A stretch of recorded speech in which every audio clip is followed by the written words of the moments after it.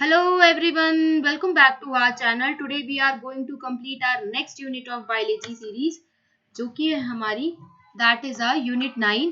आज हम biotechnology unit के बारे में देखेंगे और इसमें दो चैप्टर्स हैं, वो दोनों के दोनों चैप्टर्स आज ही हम कंप्लीट कर लेंगे. इसके अलावा हमने क्लास 12th में यूनिट 7 भी कंप्लीट कर लिया जो कि हमारी जेनेटिक्स एंड इवोल्यूशन थी. यूनिट 10 हमारी इकोलॉजी थी. इसके अलावा क्लास 11th के हमने सारे के सारे चैप्टर्स कंप्लीट कर लिए हैं और ये जो अब हमारे जो दो यूनिट रह गई हैं दैट इज अ यूनिट 6 जो कि रिप्रोडक्शन यूनिट है और एक यूनिट 8 रह गई है जिसमें microbes in human welfare strategies और इसके अलावा हेल्थ एंड डिजीज वाले चैप्टर्स. ये दोनों यूनिट हमारी 6 अप्रैल से पहले पहले कंप्लीट हो जाएंगी मोस्ट प्रोबेबली. इसके बाद हम प्रीवियस ईयर क्वेश्चन पेपर्स देख लेंगे क्योंकि जो आपका नीट एग्जाम है दैट इज वो मई में है. तो उससे पहले अगर ये सारी चीजें हम देख लेंगे तो हमारा एक वन शॉट रिवीजन भी हो जाएगा और प्रीवियस ईयर के सारे क्वेश्चंस भी हो जाएंगे कि कौन कौन से कैसे कैसे क्वेश्चंस आते हैं. ठीक है, तो अगर हम इस यूनिट की बात करें तो ये वन शॉट वीडियो रहेगी जिसमें हम दोनों के दोनों चैप्टर्स को आज कंप्लीट कर लेंगे. तो चलिए आगे बढ़ते हैं. बायोटेक्नोलॉजी की जो थी दो डेफिनेशन थी, एक ओल्ड डेफिनेशन थी और एक न्यू डेफिनेशन है. ठीक है, ओल्ड डेफिनेशन क्या थी? अगर हम ओल्ड डेफिनेशन की बात करें तो ओल्ड डेफिनेशन में था कि बायोटेक्नोलॉजी ऐसी टेक्निक्स के साथ डील करती थी जिसमें लाइव ऑर्गेनिज्म या फिर उनके एंजाइम्स को यूज करते थे ताकि प्रोडक्ट्स या प्रोसेसेस बन सके जो कि ह्यूमंस के लिए यूजफुल हो. ठीक है, इसके अलावा जैसे example making of curd, bread, wine, ये सारे के सारे क्या है? That all are micro mediated processes. ठीक है, और ये सारे के सारे बायोटेक्नोलॉजी में आते हैं. इसके अलावा अगर हम बात करें तो इसमें कुछ और भी प्रोसेस और टेक्निक्स हैं जो कि बायोटेक्नोलॉजी में आते हैं. That is a in vitro fertilisation जिसे हम टेस्ट ट्यूब बेबी प्रोग्राम कहते हैं, या फिर सिंथेसाइजिंग अ जीन को सिंथेसाइज करना और फिर उस जीन को यूज करना, या फिर डीएनए वैक्सीन को डेवलप करना, या फिर किसी डिफेक्टिव जीन को करेक्ट करना. इसके अलावा हमारी यूरोपियन फेडरेशन ऑफ बायोटेक्नोलॉजी ने एक नई डेफिनेशन दी थी बायोटेक्नोलॉजी की जिसमें उन्होंने ट्रेडिशनल व्यू, पुराने ख्यालात और मॉडर्न मॉलिक्यूलर बायोटेक्नोलॉजी को कंबाइन कर दिया था.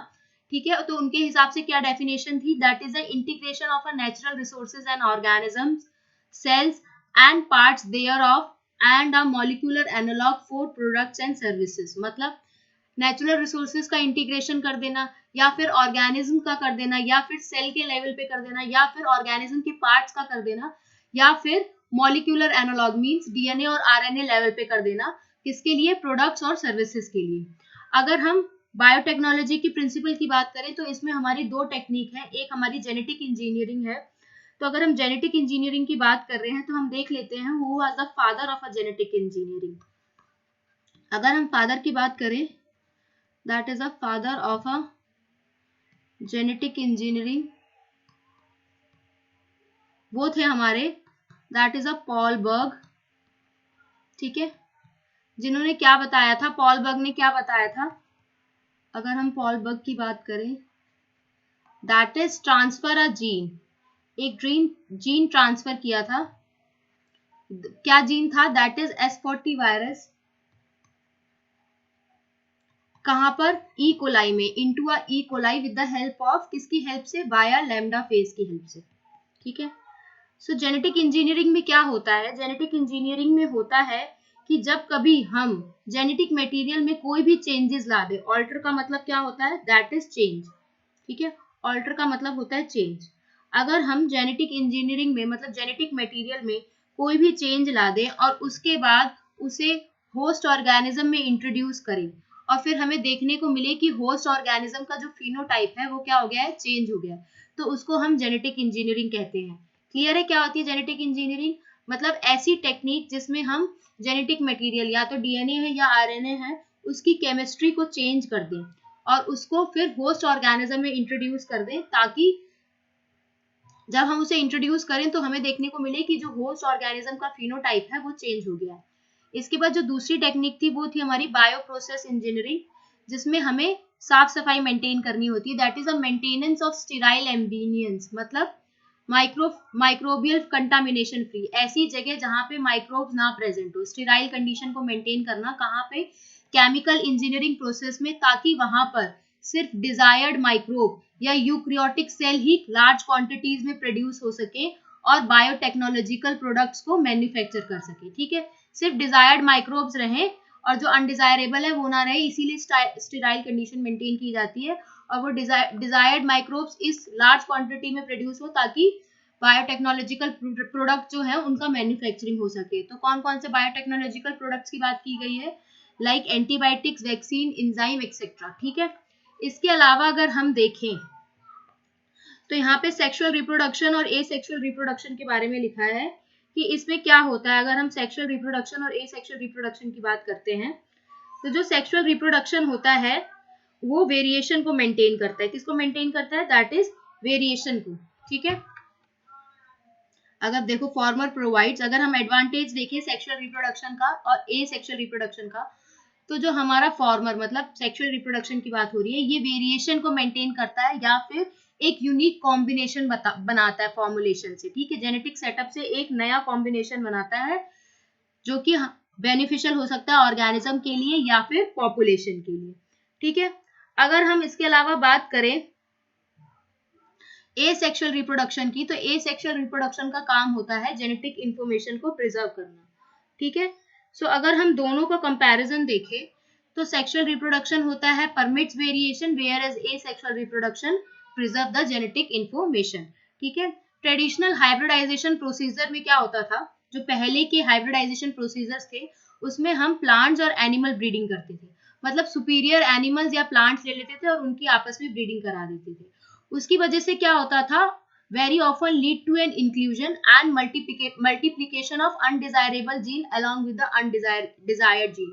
मतलब जब हम सुपीरियर जीन्स भी या सुपीरियर ब्रीड भी लेते थे तो उसमें उसके अंदर भी कुछ अनडिजायरेबल जीन्स प्रेजेंट होते थे जो कि जिनकी हमें जरूरत नहीं होती थी, लेकिन जब हम वो ब्रीडिंग प्रोग्राम करते थे तो उसमें डिजायरेबल जीन के साथ साथ अनडिजायरेबल जीन्स भी आ जाते थे। ठीक है, तो इस लिमिटेशन या इस प्रॉब्लम से बचने के लिए कुछ नई टेक्निक्स आई जेनेटिक इंजीनियरिंग में।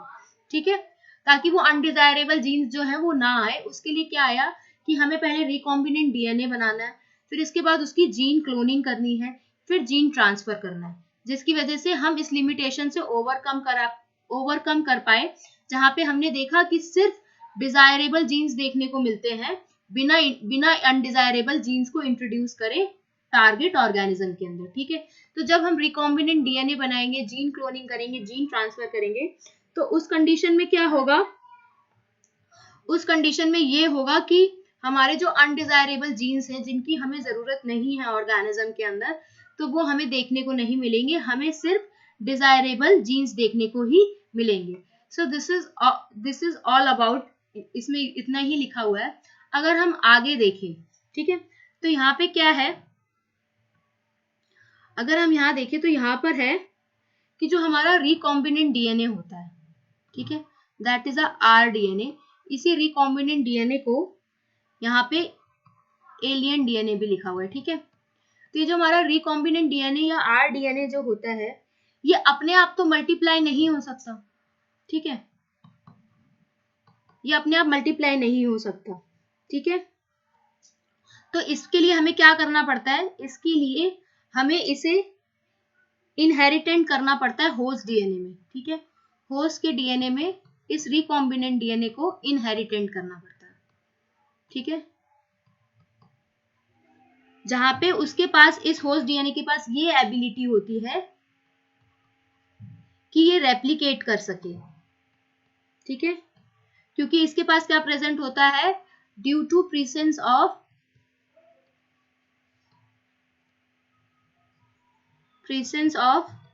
ओराई site, that is a origin of replication site. ठीक है, ठीक है, जहां से हमारी रेप्लिकेशन जो है शुरू होती है।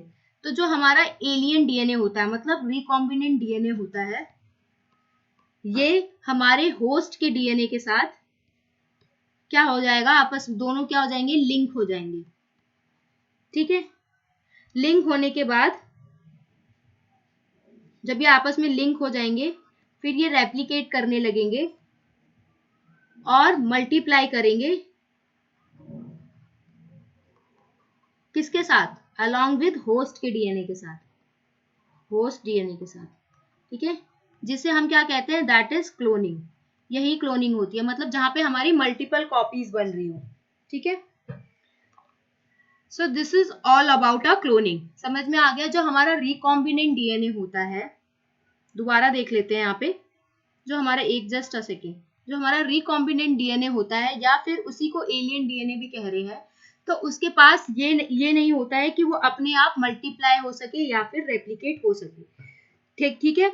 तो फिर उसे होस्ट के डीएनए में इनहेरिटेंट होना होता है, जहां पे उसके पास ये एबिलिटी होती है कि वो रेप्लिकेट कर सके, क्योंकि उसके पास क्या प्रेजेंट होता है, that is a origin of replication, ठीक है। ओराई साइट प्रेजेंट होती है जहां से रेप्लिकेशन शुरू होती है। तो क्या करेगा, एलियन डीएनए या फिर रिकॉम्बिनेंट डीएनए होस्ट के डीएनए के साथ जाके लिंक हो जाएगा। जैसे ही वो उसके साथ लिंक हो जाएगा, फिर वो रेप्लिकेट करने लगेगा और मल्टीप्लाई करेगा किसके डीएनए के साथ, होस्ट के डीएनए के साथ, दोनों के दोनों मल्टीप्लाई करने लगेंगे, जिसे हम क्लोनिंग कहते हैं, ठीक है। पढ़ ले इसे। So do you like the fate of a piece of a DNA which is somehow transferred into a alien organism? Most likely this piece of DNA, जो एलियन डीएनए होता है, उसके पास ये एबिलिटी नहीं होती है कि वो मल्टीप्लाई खुद हो सके in the progeny cells of the organism, ठीक है। ये जो डीएनए होता है, that is a piece of a DNA would not be able to multiply itself in the progeny cells of the organism. अपने आप डीएनए जो है वो मल्टीप्लाई नहीं हो सकता, ठीक है। But it get inherent into the genome of the recipient. लेकिन जो रेसिपिएंट का जीनोम होता है, वहां पे जाके इंटीग्रेट हो सकता है, ठीक है, वहां जाके जुड़ सकता है, ठीक है। ये जो पीस ऑफ डीएनए होता है अपने आप मल्टीप्लाई नहीं कर सकता, लेकिन रेसिपिएंट के जीनोम के साथ इंटीग्रेट हो सकता है, ठीक है, जो कि क्या करेगा, मल्टीप्लाई करेगा और इनहेरिटेंट हो जाएगा किसके, होस्ट के डीएनए के साथ, ठीक है। This is because the alien piece of DNA has become a part of a chromosome. तो यहाँ से ये जो एलियन पीस ऑफ डीएनए है या फिर रिकॉम्बिनेंट डीएनए है, ये क्रोमोसोम का पार्ट बन जाएगा, जिसके पास ये एबिलिटी होती है कि वो रेप्लिकेट कर सके, ठीक है। इसी क्रोमोसोम का जब ये पार्ट बन जाएगा, तो इसी क्रोमोसोम के अंदर एक स्पेसिफिक डीएनए सीक्वेंस होता है, जिसे हम ओरिजिन ऑफ रेप्लिकेशन कहते हैं, ठीक है। ओरिजिन ऑफ रेप्लिकेशन नाम से ही पता चल रहा है, ऐसा ओरिजिन जहां से रेप्लिकेशन शुरू हो रही है, which is responsible for initiating the replication, ठीक है, यहाँ से ही रेप्लिकेशन शुरू होती है। Therefore for the multiplication of any alien piece of DNA in an organism, ठीक है। तो यहाँ से हमें क्या पता चला कि जब कभी भी हमें किसी भी एलियन पीस ऑफ डीएनए को मल्टीप्लाई करना होगा, मल्टीप्लीकेशन करना होगा, तो उसके लिए हमें क्रोमोसोम का पार्ट चाहिए, जिसके पास एक स्पेसिफिक सीक्वेंस हो, जिसे हम ओरिजिन ऑफ रेप्लिकेशन कहते हैं। समझ में आया, ठीक है।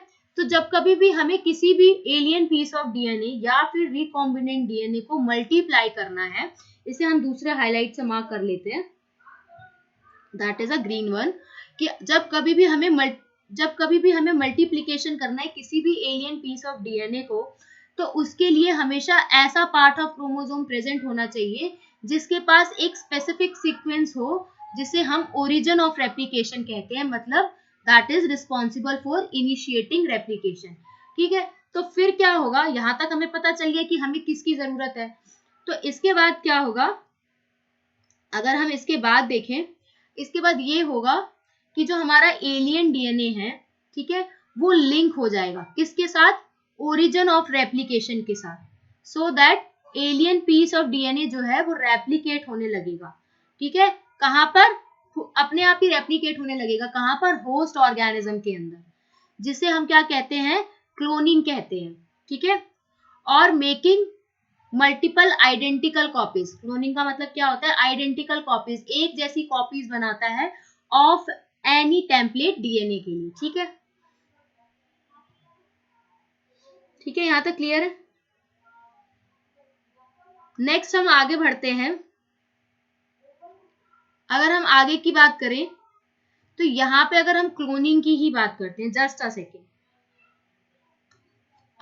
सेकेंड, तो अगर यहाँ पे हम अभी जस्ट क्लोनिंग की बात करते हैं, तो अभी तक आपको क्या समझ में आया, अभी तक जैसे हमें कोई भी पर्टिकुलर जीन या सीक्वेंस ऑफ डीएनए, ठीक है, या हमें कोई भी जीन चाहिए, कहाँ से, ऑर्गेनिज्म से, फ्रॉम ऑर्गेनिज्म से कोई भी जीन चाहिए, तो उसको क्या करना है, आइसोलेट करना है, मतलब उस जीन को निकालना है, ठीक है।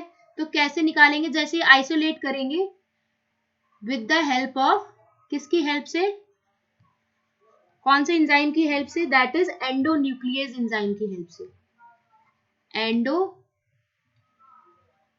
न्यूक्लियस एंजाइम की हेल्प से उसे आइसोलेट कर लेंगे, निकाल लेंगे। फिर जैसे हम उसे निकाल लेंगे, निकालने के बाद जो हमारा आइसोलेट जीनोम था, ठीक है, ये जो, जस्ट अ सेकेंड, ये जो आइसोलेट जीन था, ठीक है, इसे कंबाइन कर देंगे, ठीक है, मतलब मिला देंगे, कंबाइन कर देंगे किसके साथ, ये जो आइसोलेट जीन, मतलब यहाँ से ये जो ऑर्गेनिज्म से जो जीन निकल के आया है उसको कंबाइन कर देंगे किसके साथ, वेक्टर के जीनोम के साथ, ठीक है, जीनोम, ठीक है, वेक्टर के जीनोम के साथ या वेक्टर के जीन के साथ कंबाइन कर देंगे, ठीक है। जब ये दोनों आपस में कंबाइन हो जाएंगे तो ये क्या बन जाएंगे, इसे हम क्या कहते हैं, बात करें तो इसको हम क्या कहते हैं, that is a recombinant DNA, ठीक है, क्या बन गया, ये हमारा रिकॉम्बिनेंट डीएनए बन गया। अब रिकॉम्बिनेंट डीएनए जो है, यहाँ पे देखो लिखा हुआ है कि अपने आप मल्टीप्लाई नहीं हो सकता, उसे होस्ट डीएनए में जाना पड़ेगा, ठीक है। तो हमारा जो रिकॉम्बिनेंट डीएनए है, फिर क्या होगा, इस रिकॉम्बिनेंट डीएनए को, जस्ट अ सेकेंड, इस रिकॉम्बिनेंट डीएनए को कहाँ जाना पड़ेगा, ट्रांसफर, कहाँ ट्रांसफर करना पड़ेगा, कहाँ पे, that is in a host cell, ठीक है, होस्ट सेल में ट्रांसफर करेंगे, जो कि ज्यादातर होस्ट सेल कैसी होती है, दैट इज अ बैक्टीरिया, ठीक है, बैक्टीरिया ही होस्ट सेल देखने को मिलती है ज्यादातर, ठीक है। जहां पर ये जो हमारा रिकॉम्बिनेंट, जब ये हमारे बैक्टीरिया के अंदर चला गया तो यहाँ पर क्या होगा, जो हमारा रिकॉम्बिनेंट डीएनए है, that is a R DNA, ये क्या करने लगेगा, रेप्लिकेट करने लगेगा, मतलब मल्टीप्लाई होने लगेगा, ठीक है, जैसे जैसे बैक्टीरिया की सेल डिवाइड होंगी, as the bacteria cell divided, as the cell divided, ठीक है, जहां पे हमें मल्टीपल कॉपीज देखने को मिलेंगी, ठीक है। देखो यहाँ पे लिखा हुआ है ना, ये एलियन डीएनए जो होस्ट डीएनए के साथ जब कंबाइन हो गया, यही मतलब that is a recombinant DNA, link हो गया, मतलब अंदर चला गया, तो रेप्लिकेट करेगा, जैसे जैसे होस्ट का जो डीएनए है वो मल्टीप्लाई करेगा, जिसे हम क्लोनिंग कहते हैं। क्लियर है, मैंने ये क्लोनिंग के बारे में 2-3 बार बता दिया है, तो आपको अब अच्छे से समझ आ गया होगा कि क्लोनिंग क्या होती है। नेक्स्ट हम आगे बढ़ते हैं, तो यहाँ पे just a second, just a second,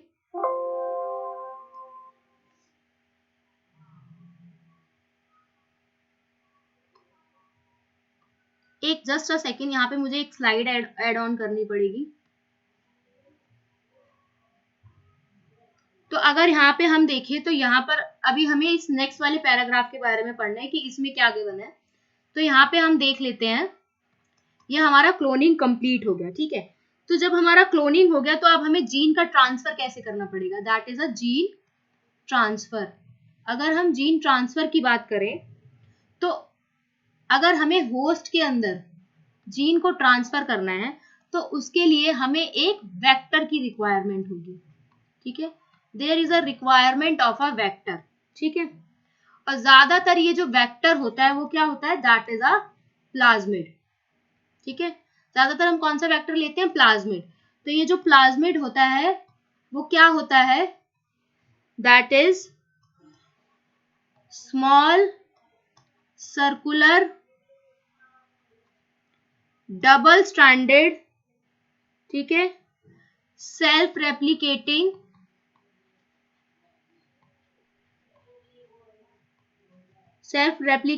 extra chromosomal material, ठीक है, एक्स्ट्रा क्रोमोसोमल मटेरियल कहाँ प्रेजेंट होता है? That is present in DNA. ठीक है, so this is all about a gene transfer. Gene transfer के लिए हमें एक वेक्टर की रिक्वायरमेंट होती है, वो वेक्टर हमारा ज्यादातर क्या होता है? That is a plasmid. ठीक है, नेक्स्ट हम बात करें तो जो हमारा फर्स्ट रिकॉम्बिनेंट डीएनए था, ठीक है, अगर हम बात करें फर्स्ट रिकॉम्बिनेंट डीएनए की, ठीक है, दैट वाज कंस्ट्रक्टेड बाय, किसने कंस्ट्रक्टेड किया था? दैट इज स्टेनले कोहेन ने और हर्बर्ट बेयर ने। ठीक है, कब किया था? इन 1972 में।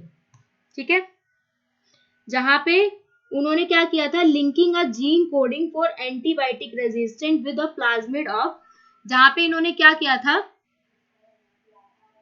जीन को जो है लिंक कर दिया था। ठीक है, किसके साथ? किसके साथ लिंक कर दिया था? दैट इज प्लाज्मिड के साथ। ठीक है, प्लाज्मिड के साथ, किसके प्लाज्मिड के साथ? That is salmonella typhimurium. ठीक है, इसके प्लाज्मिड के साथ लिंक कर दिया था। ये जो प्लाज्मिड था, ये कैसा प्लाज्मिड था? That is a antibiotic resistance gene. ठीक है, जब लिंक किया तो अभी लिंक कैसे होगा?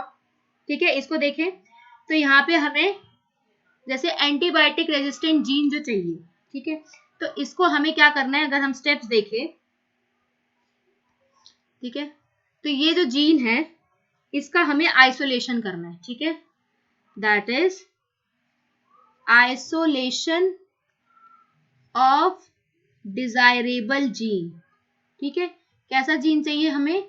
That is a antibiotic resistant gene. ठीक है, ऐसा जीन चाहिए, इसको आइसोलेट करना है, मतलब निकालना है।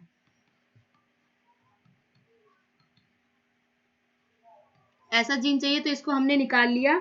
इसके बाद जब हमने इसको निकाला तो क्या करेंगे? क्या करेंगे? That is cutting out of a piece of DNA. That is a piece of DNA. Piece of DNA को निकाला। ठीक है, कहां से? प्लाज्मिड से, फ्रॉम प्लाज्मिड। ठीक है, जो कि ये जो एंटीबायोटिक रेजिस्टेंस किसके लिए रिस्पॉन्सिबल था? एंटीबायोटिक रेजिस्टेंस के लिए। ठीक है, अब इसे निकालेंगे विद द हेल्प ऑफ, किसकी हेल्प से? Help of molecular scissors. ठीक है, molecular, that, just a second, molecular scissors. इसी मॉलिक्यूलर सीजर्स का दूसरा नाम क्या है? That is restriction enzyme. ठीक है, सो इसको हमने निकाल लिया। ठीक है, that is our first step. Next step क्या होगा? अगर हम नेक्स्ट स्टेप की बात करें, जस्ट अ सेकेंड, एक मिनट, एक मिनट।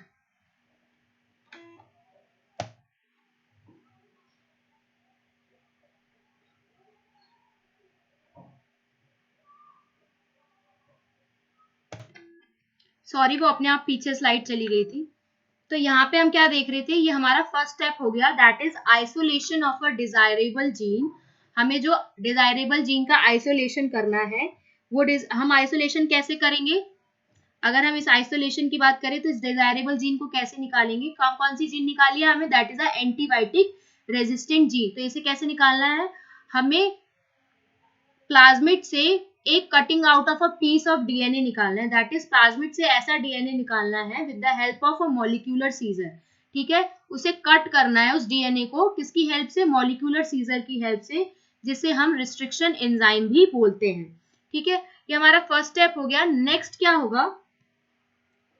नेक्स्ट अगर हम सेकेंड स्टेप की बात करें कि हमने आइसोलेशन तो कर लिया, कैसे करा? डीएनए को कट मतलब प्लाज्मिड के डीएनए को कट कर लिया with the help of molecular scissor, ठीक है। फिर जो हमारा ये डिजायरेबल जीन है, ठीक है, ये जो डिजायरेबल जीन है,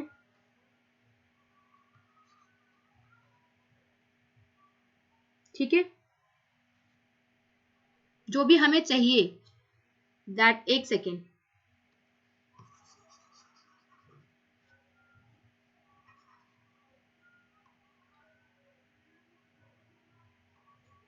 that is a alien DNA, ठीक है। ये जो डीएनए हमें चाहिए, एलियन डीएनए, इसे लिंक कर देंगे किसके साथ, दैट इज प्लाज्मिड के साथ लिंक कर देंगे, जो कि क्या है, प्लाज्मिड हमारा वेक्टर है,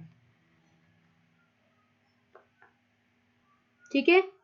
और जैसे ही हम इसे लिंक कर देंगे, फिर हमें थर्ड स्टेप पे क्या करना है, दैट इज ट्रांसफर करना है। कहाँ ट्रांसफर करेंगे, होस्ट ऑर्गेनिज्म के अंदर, होस्ट ऑर्गेनिज्म के अंदर ट्रांसफर करेंगे, ठीक है। जब हम डीएनए को लिंक करेंगे तो किसकी हेल्प से करेंगे, डीएनए लाइगेज की हेल्प से करेंगे, ठीक है, जहां पे हम उनके एंड्स को कंबाइन कर देंगे, ठीक है, जो कि एक तरीके का क्या बना लेगा, that is a recombinant DNA. तो जब यहाँ पे हमने इसे ट्रांसफर कर दिया होस्ट ऑर्गेनिज्म के अंदर, तो हमारा क्या करने लगेगा, जो डीएनए है वो रेप्लिकेट करने लगेगा। ये बार बार वही चीजें लिखी हुई है, मैं बार बार बता रही हूँ अच्छे से, डीएनए रेप्लिकेट करने लगेगा, ठीक है, किसकी वजह से, using a host DNA polymerase, इसकी वजह से रेप्लिकेट करने लगेगा। जहां पर वो क्या बना देगा, हमें कैसे डिजायरेबल जीन चाहिए था, एंटीबायोटिक रेजिस्टेंट, तो यहां पर अब बनेंगी that is a multiple copies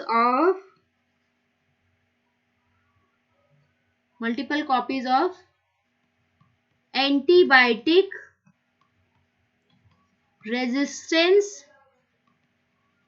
gene, ठीक है। तो यहां क्या हो जाएगी, एक तरीके की क्लोनिंग हो जाएगी। अगर यहाँ की हम बात करें तो ये क्लोनिंग हो गई, एंड क्या हो गया, एंड जो हमारा ई कोलाई है वो क्या हो गया, बिकम एंटीबायोटिक रेजिस्टेंट, ठीक है। समझ आ गया अच्छे से, पढ़े अब। तो यहाँ पे क्या गिवन है एनसीईआरटी में, तो अगर हम एनसीईआरटी की बात करें, that is a first instance of the construction of artificial recombinant DNA. तो जो कंस्ट्रक्शन पहले रिकॉम्बिनेंट डीएनए की थी, वो किसने की थी, वो कहां से आई थी, दैट इज अ पॉसिबिलिटी, जहां पे हमने जीन को लिंक किया था, ऐसे जीन को जो किसके लिए कोड कर रहा था, एंटीबायोटिक रेजिस्टेंस के लिए कोड कर रहा था। किसके साथ कर दिया उसे लिंक, प्लाज्मिड के साथ। ये यहाँ पे जीन के बारे में लिखा है, कैसा कैसा gene, that is a antibiotic resistant gene. ऐसा जीन जो एंटीबायोटिक रेजिस्टेंट जीन था उसके लिए कोड कर रहा था, तो उसे हमने नेटिव प्लाज्मिड, प्लाज्मिड क्या होता है, दैट इज ऑटोनॉमसली, मतलब self replicating circular extra chromosomal DNA, कहाँ किसका, प्लाज्मिड का, मतलब प्लाज्मिड किसका, दैट इज सोलोमोना टाइफीम्यूरियम का, जो कि किसने दिया था, that was first accomplished by Stanley Cohen and Herbert Boyer, कब, इन 1972, जहां पे उन्होंने एंटीबायोटिक रेजिस्टेंट जीन को कट किया, ठीक है, जहां से उन्होंने एक डीएनए के पीस को प्लाज्मिड से निकाला, जो कि किसके लिए रिस्पॉन्सिबल था, एंटीबायोटिक रेजिस्टेंस के लिए। फिर जो कटिंग डीएनए था उसे स्पेसिफिक लोकेशन पे बिकेम पॉसिबल बनाया विद द डिस्कवरी ऑफ, किसकी डिस्कवरी की वजह से, किससे कट किया था, दैट इज मॉलिक्यूलर सीजर से कट किया था, जिसे हम रिस्ट्रिक्शन एंजाइम कहते हैं। फिर जो कट पीस था डीएनए का उसे लिंक कर दिया प्लाज्मिड के डीएनए के साथ, जो फिर प्लाज्मिड डीएनए है act as a vector, vector की तरह एक्ट किया, और उसने उस पीस ऑफ डीएनए को अटैच कर लिया, ठीक है। जैसे कि हमें देखने को मिलता है कि जो मॉस्किटो होता है वो भी एक वेक्टर होता है, ठीक है। जस्ट अ सेकेंड, ये जो मॉस्किटो होता है, अगर हमें देखने को मिला है कि वो भी एक इंसेक्ट वेक्टर है जो मलेरियल पैरासाइट को ट्रांसफर करता है कहाँ पे, ह्यूमन बॉडी में, ठीक है। उसी तरीके से ये हमारा क्या बन गया, दैट इज अ वेक्टर बन गया, ठीक है। कौन, प्लाज्मिड डीएनए, जो किससे अटैच हो गया, that is attach with a piece of DNA. जैसे ही वो अटैच हो गया तो ये जो हमारा प्लाज्मिड था वेक्टर बनने के बाद उसने एलियन पीस ऑफ डीएनए को डिलीवर किया कहाँ, होस्ट ऑर्गेनिज्म के अंदर। जैसे ही उसने डिलीवर किया तो जो हमारा लिंकिंग थी एंटीबायोटिक रेजिस्टेंट की प्लाज्मिड वेक्टर के साथ, वो पॉसिबल हो गई किसकी हेल्प से, मतलब ये आपस में किस वजह से लिंक हुए थे, with the help of DNA ligase enzyme की हेल्प से। किसके, कौन से एंजाइम की हेल्प के साथ, डीएनए लाइगेज एंजाइम के साथ, जो क्या करता है काम, जिसका काम क्या होता है डीएनए लाइगेज का, कि वो डीएनए मॉलिक्यूल्स को कट करता है और उनके एंड्स को जोड़ देता है, ठीक है, जिसकी वजह से एक नया कॉम्बिनेशन बन जाता है circular autonomously self replicating DNA का, जिसने क्या क्रिएट कर दिया, that is a in vitro, जिसे हम रिकॉम्बिनेंट डीएनए बोलेंगे। फिर वो जो हमारा डीएनए है उसे ट्रांसफर कर दिया ई कोलाई में। ई कोलाई क्या है, that is a bacteria, prokaryote है ना। तो उसे जब उस डीएनए को ट्रांसफर किया ई कोलाई में, तो वहां हमने क्या देखा कि वो रेप्लिकेट होने लगा। रेप्लिकेट होने लगा किसकी वजह से, डीएनए पॉलीमरेज एंजाइम की वजह से, जो कि कहाँ प्रेजेंट था, होस्ट के अंदर, जहां पे उसने बहुत सारी मल्टीपल कॉपीज बनाई। जैसे वो मल्टीपल कॉपीज बन गई तो उसके पास ये एबिलिटी थी कि वो मल्टीपल कॉपीज बना सके। तो वो मल्टीपल कॉपीज किसकी बनी थी, that is a antibiotic resistance gene की बनी थी इन ई कोलाई के अंदर, जिसे हम कह सकते हैं क्लोनिंग हुई एंटीबायोटिक रेजिस्टेंट जीन की, कहा, इन ई कोलाई। तो यहाँ के सारे बेसिक स्टेप्स देखने के बाद हमने एक कंक्लूजन निकाला कि हमारे पास जेनेटिकली मॉडिफाइड ऑर्गेनिज्म, मतलब अगर किसी भी ऑर्गेनिज्म को हम जेनेटिकली मॉडिफाई करें, मतलब उसके जेनेटिक्स में कोई भी चेंज करें, मॉडिफाई करें, तो उसके लिए हमें 3 स्टेप्स की रिक्वायरमेंट है। पहला, पहले हमें आइडेंटिफाई करना है ऐसे डीएनए को जिसके पास डिजायरेबल जीन है, ठीक है, पहले हमने उसे पहचान लिया। फिर उसे पहचानने के बाद उसे इंट्रोड्यूस कर देना है उस आइडेंटिफाइड डीएनए को किसके अंदर, होस्ट ऑर्गेनिज्म के अंदर, ठीक है। फिर वहां पे उसे, जो हमने डीएनए को इंट्रोड्यूस किया उसे वहां पे मेंटेन करना है, कहाँ पे, होस्ट ऑर्गेनिज्म के अंदर, और उसे ट्रांसफर कर देना है डीएनए किसको, अपनी प्रोजेनी को, ठीक है। So these are the 3 steps that is involved in a genetically modified organism. ठीक है, नेक्स्ट हम बात करें तो ये हमारा नेक्स्ट टॉपिक है जिसमें हम टूल्स की बात करेंगे कि अगर हम रिकॉम्बिनेंट डीएनए टेक्नोलॉजी की टूल्स की बात करें तो हमें क्या क्या देखने को मिलते हैं। अगर हम टूल्स देखें तो पहला जो है हमारा tool, that is a restriction enzyme. मतलब किसकी बात की गई है, अगर हम टूल्स की बात देखें, जस्ट अ सेकेंड, अगर जेनेटिक इंजीनियरिंग में टूल्स की बात देखी, कौन कौन से टूल्स की रिक्वायरमेंट है, दैट इज रिस्ट्रिक्शन एंजाइम, जिसे हम मॉलिक्यूलर सीजर कहते हैं, पॉलीमरेज एंजाइम, लाइगेज, जो लाइगेज का काम क्या होता है, लिंक करना, ज्वाइन करना, ठीक है, एंड्स को ज्वाइन करता है, वेक्टर की रिक्वायरमेंट है, और एक होस्ट ऑर्गेनिज्म की रिक्वायरमेंट है। तो पहले हम पढ़ेंगे रिस्ट्रिक्शन एंजाइम के बारे में। तो 1963 में 2 एंजाइम जो है रिस्पॉन्सिबल थे जो कि रिस्ट्रिक्ट कर सकते थे बैक्टीरियोफेज की ग्रोथ को, कहां पर, ई कोलाई में, ठीक है। तो उसमें से एक क्या था, that is a methyl group to a DNA, और अदर क्या था, that is cut the DNA, ठीक है। जो जिसे बाद में क्या बोला गया, that is a restriction endonuclease, ठीक है। तो पहला एंजाइम था that is added a methyl group to a DNA, पहले एंजाइम को डीएनए के मिथाइल ग्रुप के साथ ऐड कर दिया गया, वाइल अदर का काम क्या था, डीएनए को कट करना। तो उसको बाद में नाम क्या दिया गया, that is a restriction endonuclease. अगर हम पहले एंडोन्यूक्लिएज की बात करें, जो हमारा फर्स्ट एंडोन्यूक्लिएज था वो क्या था, दैट इज अ हिंद 2, ठीक है, whose functioning is dependent on the specific DNA nucleotide, जिसकी फंक्शनिंग किस पे डिपेंड करती थी, डीएनए न्यूक्लियोटाइड के सीक्वेंस पे डिपेंड करती थी, ठीक है। That was characterise by a 5 years later, जो कि 5 साल बाद रिकॉग्नाइज की गई थी, ठीक है। इट वाज फाउंड दैट जो हिंद 2 था वो हमेशा डीएनए मॉलिक्यूल को कट करता था एक पर्टिकुलर पॉइंट पे, ठीक है। तो क्या करता था हिंद 2, एक डीएनए मॉलिक्यूल को कट करता था एक पर्टिकुलर पॉइंट, एक पर्टिकुलर जगह से, जहां पे वो रिकॉग्नाइजिंग होती थी स्पेसिफिक सीक्वेंस की। कितने बेस पेयर प्रेजेंट होते थे? That is 6 base pair present थे। तो उस जो स्पेसिफिक बेस सीक्वेंस था उसका नाम क्या दे गया? That is a recognisation sequence. ठीक है, फॉर हिंद 2।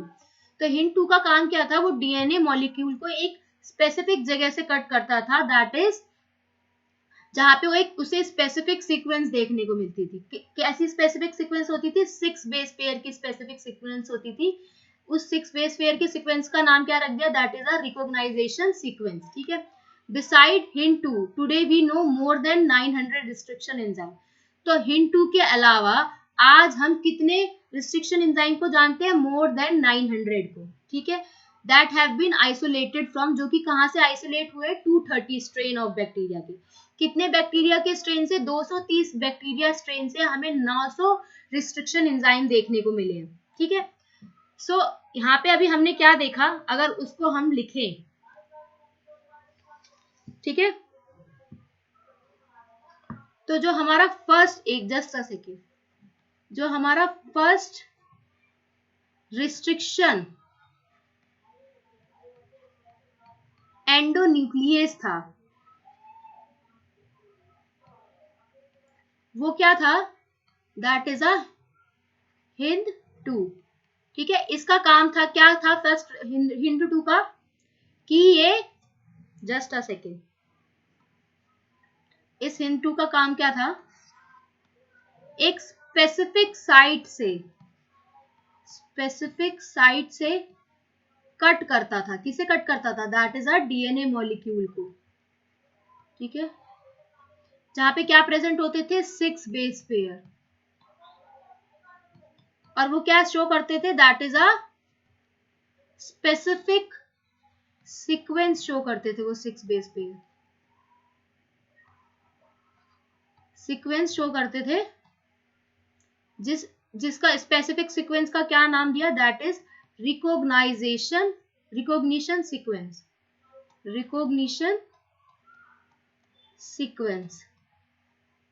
ठीक है, अब इस हिंद 2 के अलावा हमारे पास 900 और रिस्ट्रिक्शन एंजाइम है। दैट इज 900 एंजाइम्स और प्रेजेंट है। दैट वाज, ये 900 एंजाइम कहां से आए हैं? दैट इज आइसोलेटेड फ्रॉम, कहां से देखने को मिले हैं? That is 230 strains of bacteria के 230 स्ट्रेन से देखने को मिले हैं। ठीक है, इसके अलावा हम बात करें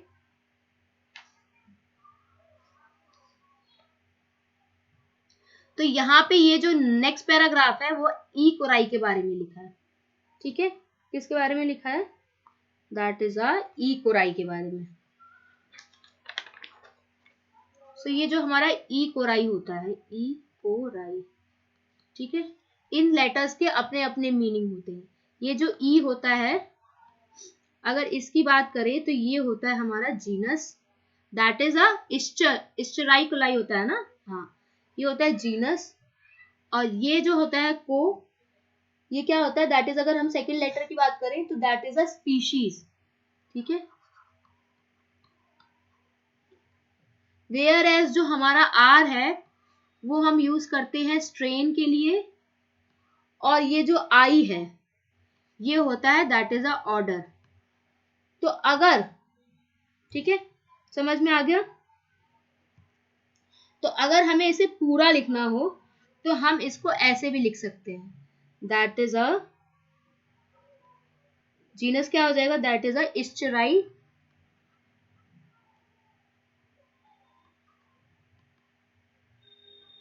कोलाई। ठीक है,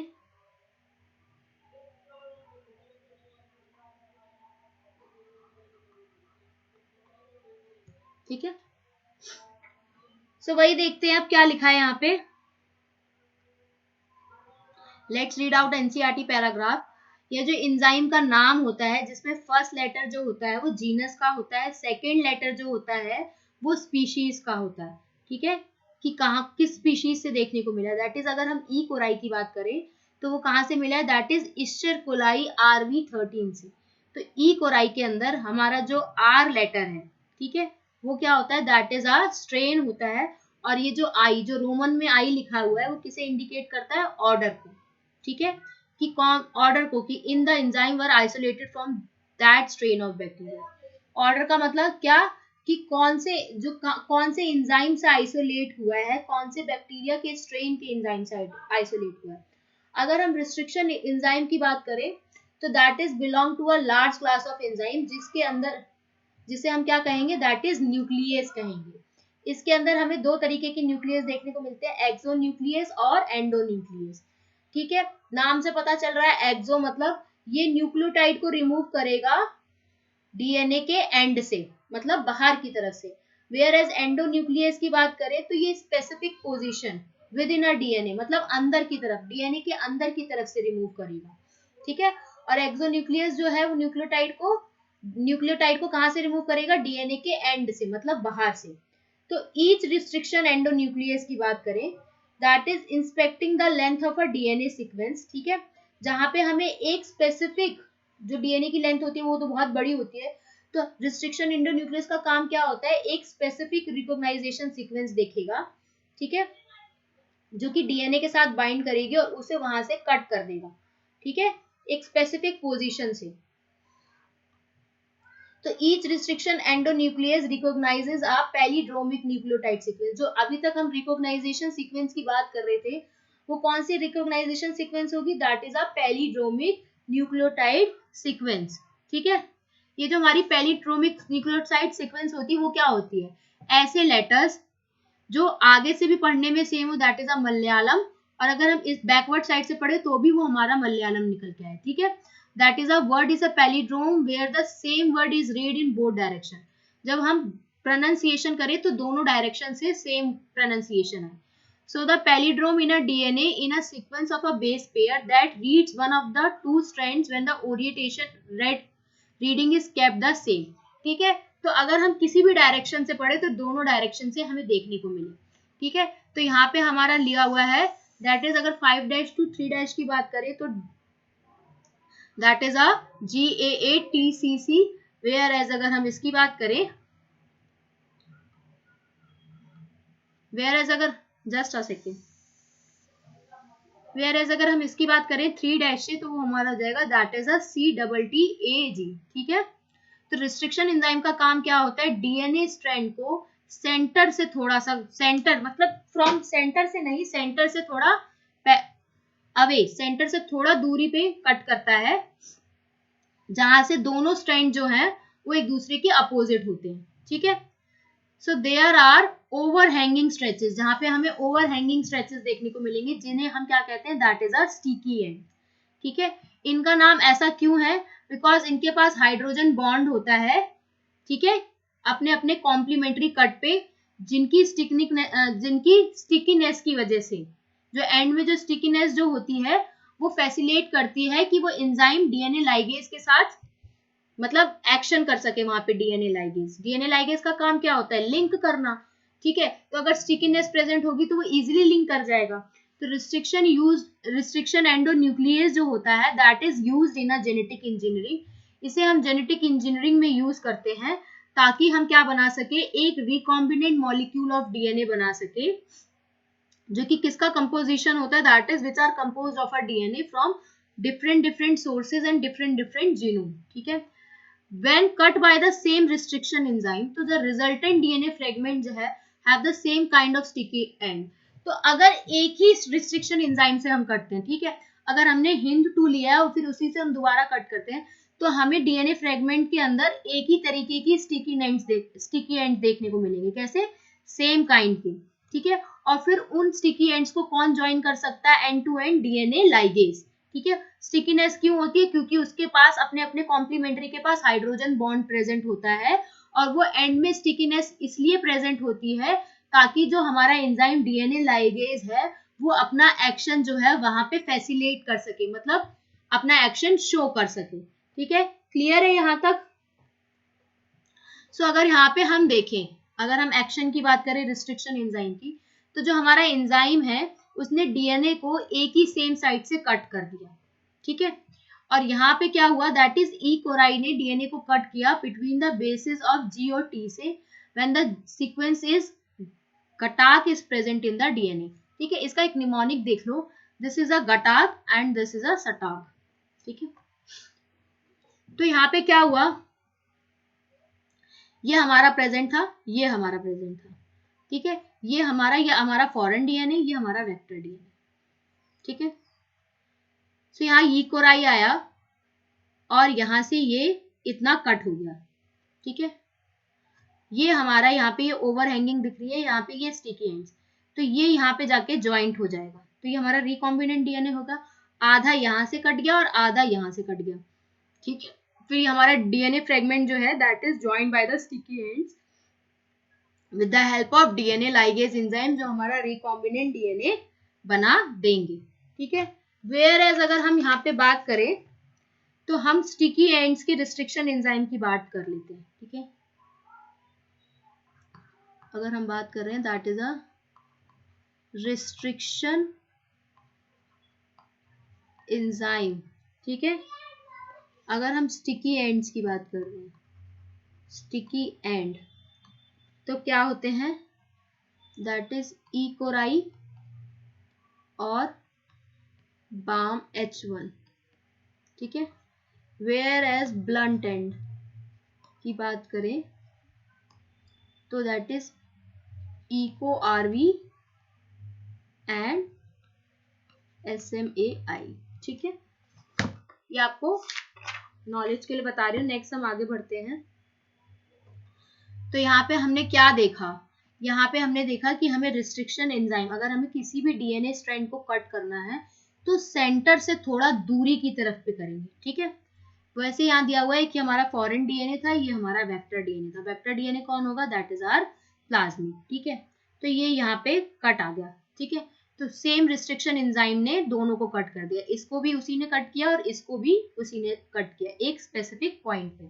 ठीक है, फिर हमारा जो डीएनए लाइगेज था, ठीक है, उसने फॉरेन डीएनए को प्लाज्मिड के साथ जोड़ दिया। देखो यहाँ पे ये ब्लू आ गया, ये जोड़ दिया, ये हमारा रिकॉम्बिनेंट डीएनए बन गया। ठीक है, फिर इसके बाद जब ये ई कोलाई के अंदर जाएगा, मतलब बैक्टीरिया के अंदर जाएगा। ठीक है, जब ये बैक्टीरिया के अंदर जाएगा तो जैसे ये जो हमारा रिकॉम्बिनेंट डीएनए मॉलिक्यूल है बैक्टीरिया के अंदर चला गया, तो इस प्रोसेस को हम क्या कहेंगे, दैट इज अ ट्रांसफॉर्मेशन। तो यहाँ पे जाके हमें देखने को मिलेगा कि हमारी जो सेल है डिवाइड होने लगेगी, मतलब क्लोनिंग होने लगेगी।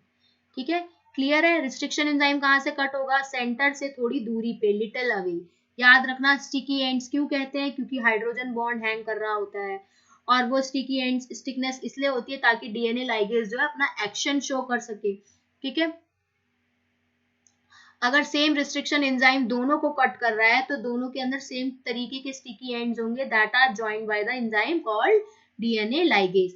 व्हाट इज पैलिड्रोमिक सीक्वेंस, ऐसी सीक्वेंस जहां पे हमें क्या देखने को मिले, अगर हम 5' to 3' रीड करें तो भी सेम हो और 3' to 5' हो तो भी सेम हो। ठीक है,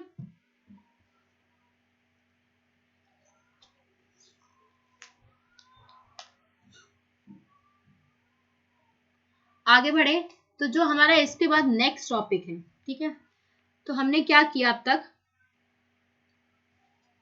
you may have realized that normally unless one cut the vector and the source of DNA with the same restriction enzyme, तो जो हमारा recombinant vector molecule था that cannot be created। ठीक है, तो अगर हम जो नेक्स्ट इसमें प्रोसेस करेंगे that is a gel electrophoresis, मतलब सेपरेट करना या डीएनए फ्रेगमेंट को आइसोलेट करना। आइसोलेट और सेपरेशन एक ही चीज है, दैट इज डीएनए फ्रेगमेंट को अलग करना। तो हमें डीएनए को कट कर देना है। ठीक है, किसकी हेल्प से, रिस्ट्रिक्शन एंडोन्यूक्लियस की हेल्प से। ठीक है, जो कि क्या कर देगा, डीएनए के फ्रेगमेंट्स बना देगा। ठीक है, क्योंकि अगर एक डीएनए प्रेजेंट है, रिस्ट्रिक्शन एंडोन्यूक्लियस मतलब बीच से अंदर की तरफ से काटेगा तो अलग अलग फ्रेगमेंट्स बन जाएंगे। अब ये जो फ्रेगमेंट्स हैं इनको कैसे सेपरेट करेंगे, कौन सी टेक्निक से, जेल इलेक्ट्रोफोरेसिस से। ठीक है, तो हमारे जो डीएनए फ्रेगमेंट्स होते हैं वो कैसे चार्ज होते हैं, नेगेटिवली चार्ज मॉलिक्यूल्स होते हैं। ठीक है, उन्हें कैसे सेपरेट करते हैं, बाय फोर्सिंग देम, कि मतलब वो एनोड की तरफ जाएं। ठीक है, उन्हें फोर्स करते हैं कि वो एनोड की तरफ जाएं, किसके अंडर, इलेक्ट्रिक फील्ड के अंदर। ठीक है, कहाँ पे, एक मीडियम और मैट्रिक्स के थ्रू, ठीक है। जो मीडियम और मैट्रिक्स होगा वो क्या होगा, दैट इज अ एग्रॉस, ठीक है। वो एग्रॉस कहाँ होता है, ऐसा नेचुरल पॉलीमर जो कि कहाँ से देखने को मिलता है, सीवीड से एक्सट्रैक्ट करने को मिलता है, ठीक है। एग्रॉस कहाँ से देखने को मिलता है, दैट इज सीवीड से एक्सट्रैक्ट करने को मिलता है। तो ये जो डीएनए फ्रेगमेंट है, ये जो सेपरेट होगा, ये कैसे सेपरेट होगा, ये अपने अपने साइज की वजह से सेपरेट होगा, ठीक है, अकॉर्डिंग टू देयर साइज। और किसकी वजह से होगा, सीविंग इफेक्ट, मतलब छन्नी देखिए ना, हाँ उस तरीके से छन्नी होती है ना, that is a sieving effect. अगर कभी आपने आटा छाना हो तो आपने देखा होगा जो स्मॉल पार्टिकल्स होते हैं वो निकल जाते हैं, ठीक है, उसी सीविंग की बात हो रही है, छन्नी की बात हो रही है, that is provided by the agarose gel, ठीक है। तो इसमें क्या होगा, जितना छोटा फ्रेगमेंट का साइज होगा वो उतना फार्दर इट विल मूव, ठीक है। तो जितना छोटा होगा वो उतनी दूर भागेगा। जैसे कि आप इसमें अगर देखें, इस डायग्राम में देखें, तो हमारे लेन 1 में, ठीक है, लेन 1 की बात करें तो उसके अंदर डाइजेस्टेड डीएनए है, वेयर एज लेन 2 से 4 की बात करें तो उसके अंदर कैसे डीएनए है, दैट इज, अगर देखो इस लेन 1 की बात करें तो इसके अंदर कैसा डीएनए प्रेजेंट है, that is a undigested. Whereas अगर 2 से लेके 4 की बात करें तो उसके अंदर कैसे प्रेजेंट है, दैट आर डाइजेस्टेड फ्रेगमेंट्स। मैंने अभी देखा कि जितना छोटा size farther it will move, देखो स्मॉलेस्ट वाला दूर है, लार्जेस्ट वाला पास है, ये हमारी वेल है, ठीक है। ये जो डीएनए फ्रेगमेंट्स हैं, ये जो सेपरेट हो गए, ये दिखेंगे कैसे, विजुअलाइज कैसे होंगे, ये तभी विजुअलाइज होंगे जब इसमें हम स्टेनिंग करेंगे, ठीक है। किससे करेंगे, इथिडियम ब्रोमाइड से करेंगे, ठीक है। और इथिडियम ब्रोमाइड के बाद स्टेनिंग करने के बाद उसे हम यूवी रेडिएशन में एक्सपोज करेंगे, ठीक है।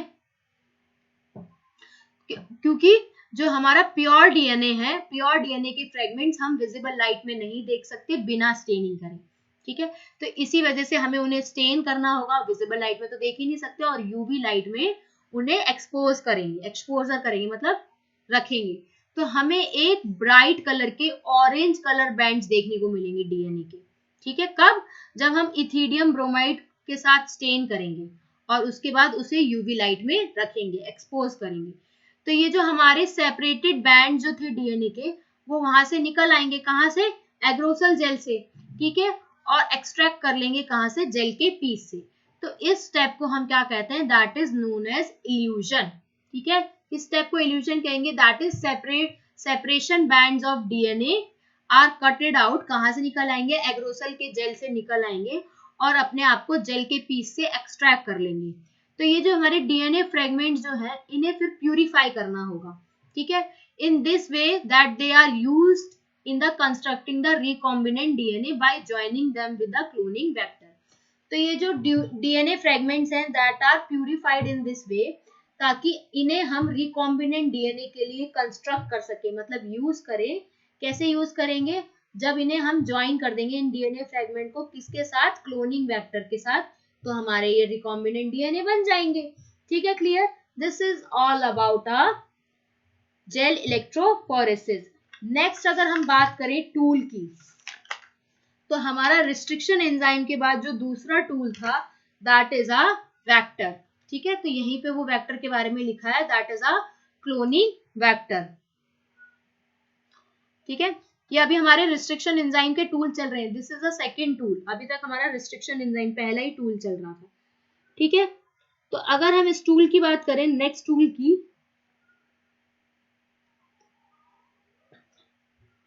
ठीक है, तो जो हमारा नेक्स्ट टूल होता है, that is a cloning vector.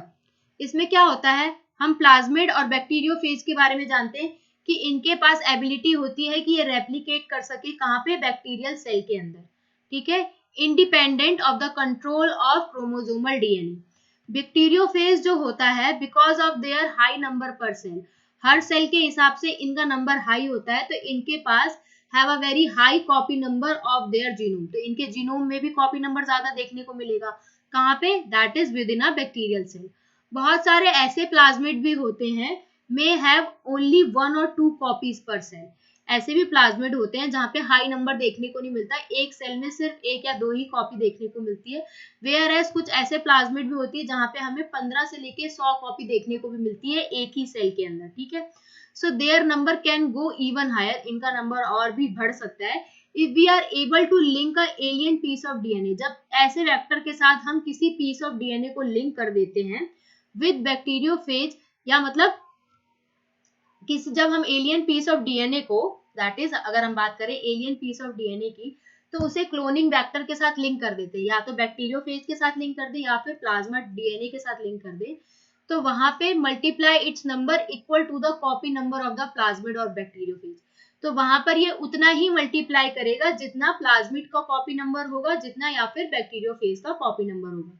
So vectors use as present, ठीक है, are engineered in such way that they are helping easy link of foreign DNA and selection of recombinant from non-recombinant। तो vectors आज के time पे इसलिए genetically use किए जा रहे हैं इंजीनियर तरीके से, ताकि ये हेल्प कर सके फॉरेन डीएनए के साथ लिंक करने में, और वहां से हम रिकॉम्बिनेंट को सेलेक्ट कर सके फ्रॉम अ नॉन रिकॉम्बिनेंट। ठीक है, तो यहाँ पे हमने दो तरीके के क्लोनिंग वेक्टर देखे, या दो तरीके के वेक्टर देखे।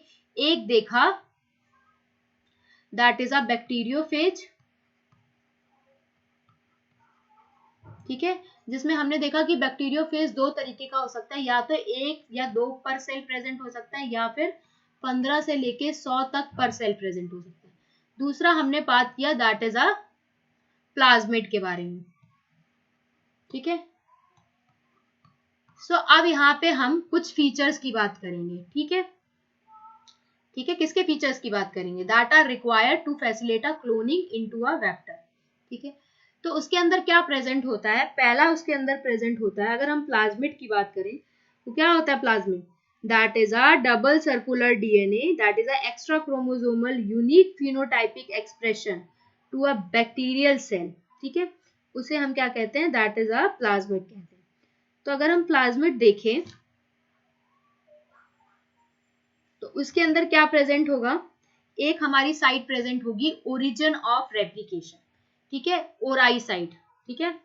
इसका काम क्या होगा, अगर हम इसके काम की देखें तो इनका काम होगा हाई कॉपी नंबर को बढ़ाना, ठीक है, या रेप्लिकेशन के नंबर को डिटरमाइन करना, ठीक है। This is a sequence from where the replication start, पहली बात यहां से हमारी रेप्लिकेशन की शुरुआत होगी किसी भी पीस ऑफ डीएनए में, ठीक है। दिस सीक्वेंस इज रिस्पॉन्सिबल, ये सीक्वेंस किसके लिए रिस्पॉन्सिबल है, ताकि कॉपी नंबर को कंट्रोल कर सके, ठीक है। या फिर if we wants to recover many copies of the target DNA, अगर हमें रिकवर करनी है बहुत सारी कॉपीज, टारगेट डीएनए की बहुत सारी कॉपीज को रिकवर करनी है, तो उसके साथ हमें वेक्टर के साथ क्लोन कर देना है whose origin support a high number of copy, जिसका ओरिजिन क्या सपोर्ट कर रहा है, that is supporting a high number of copy, ठीक है। अगर हमारे हम चाहते हैं कि जो डीएनए टारगेट है वो ज्यादा नंबर ऑफ कॉपीज को प्रोड्यूस करे, तो उसके लिए हमें क्या कर देना है, वेक्टर के साथ क्लोन कर देना है, ऐसे वेक्टर के साथ क्लोन कर देना है जो जिसके ओरिजिन में हाई कॉपी नंबर को वो सपोर्ट कर रहा हो, ठीक है। ऐसे वेक्टर के साथ जो वेक्टर के ओरिजिन में हाई नंबर ऑफ कॉपीज हो, क्लियर है, this is all about a origin of replication, ठीक है। नेक्स्ट हम बात करें सेलेक्टेबल मार्कर की, ठीक है। तो सेलेक्टेबल मार्कर क्या होता है, अगर हम सेलेक्टेबल मार्कर को देखें, ठीक है, तो इसको देख लेते हैं हम सेलेक्टेबल मार्कर को, that is a selectable marker, ठीक है। इसका काम होता है that is a transformation, the ability of a bacterial cell to take up the plasmid, ठीक है।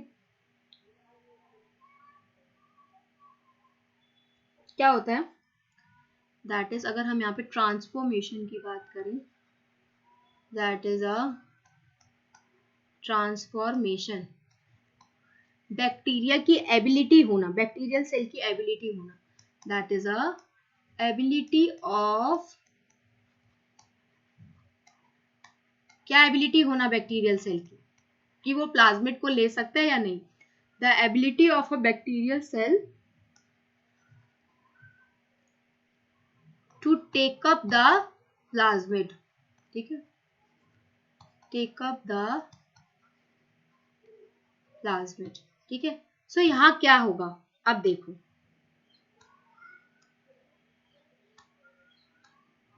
जस्ट अ सेकेंड, यहाँ क्या होगा, यहाँ पे बैक्टीरिया का कल्चर हुआ, ठीक है, किसके साथ, प्लाज्मिड के साथ, ठीक है। जब प्लाज्मिड के साथ होगा तो बहुत सारे ऐसे बैक्टीरिया होंगे जिनके पास क्या आ जाएगा, प्लाज्मिड आ जाएगा, बैक्टीरिया के पास क्या आ जाएगा, दैट इज प्लाज्मिड। ऐसे बैक्टीरिया जिनके पास प्लाज्मिड आ जाएगा उसको हम बोलेंगे दैट इज ट्रांसफॉर्मेंट। क्या बोलेंगे, दैट इज अ ट्रांसफॉर्मेंट, ठीक है। फिर अब ऐसे बैक्टीरिया भी हो सकते हैं जिनके पास प्लाज्मिड हो ही ना, ठीक है, ऐसे बैक्टीरिया कि जिनके पास प्लाज्मिड नहीं होगा, तो उसको हम क्या बोलेंगे, उसको हम बोलेंगे that is non transformant. Clear है इतना, ट्रांसफॉर्मेंट वो होते हैं जिनके पास प्लाज्मिड प्रेजेंट होता है, ठीक है, और नॉन ट्रांसफॉर्मेंट वो होते हैं जिनके पास प्लाज्मिड प्रेजेंट नहीं होता, ठीक है। जब ये साइट आ गई तो हमारा बैक्टीरिया क्या करने लगेगा, ग्रो करेगा। फॉर एग्जाम्पल, फिर हमने बैक्टीरिया को क्या किया, ग्रो करवाया कि तू ग्रो कर, ठीक है। कौन से मीडियम में कराया, दो ही मीडियम गिवन है, एक एम्फीसिलीन मीडियम, दूसरा टेट्रासाइक्लिन। तो अगर हम उसे एम्फीसिलीन मीडियम में ग्रो कराते हैं, दैट इज एम्फीसिलीन मीडियम में, जस्ट अ सेकेंड,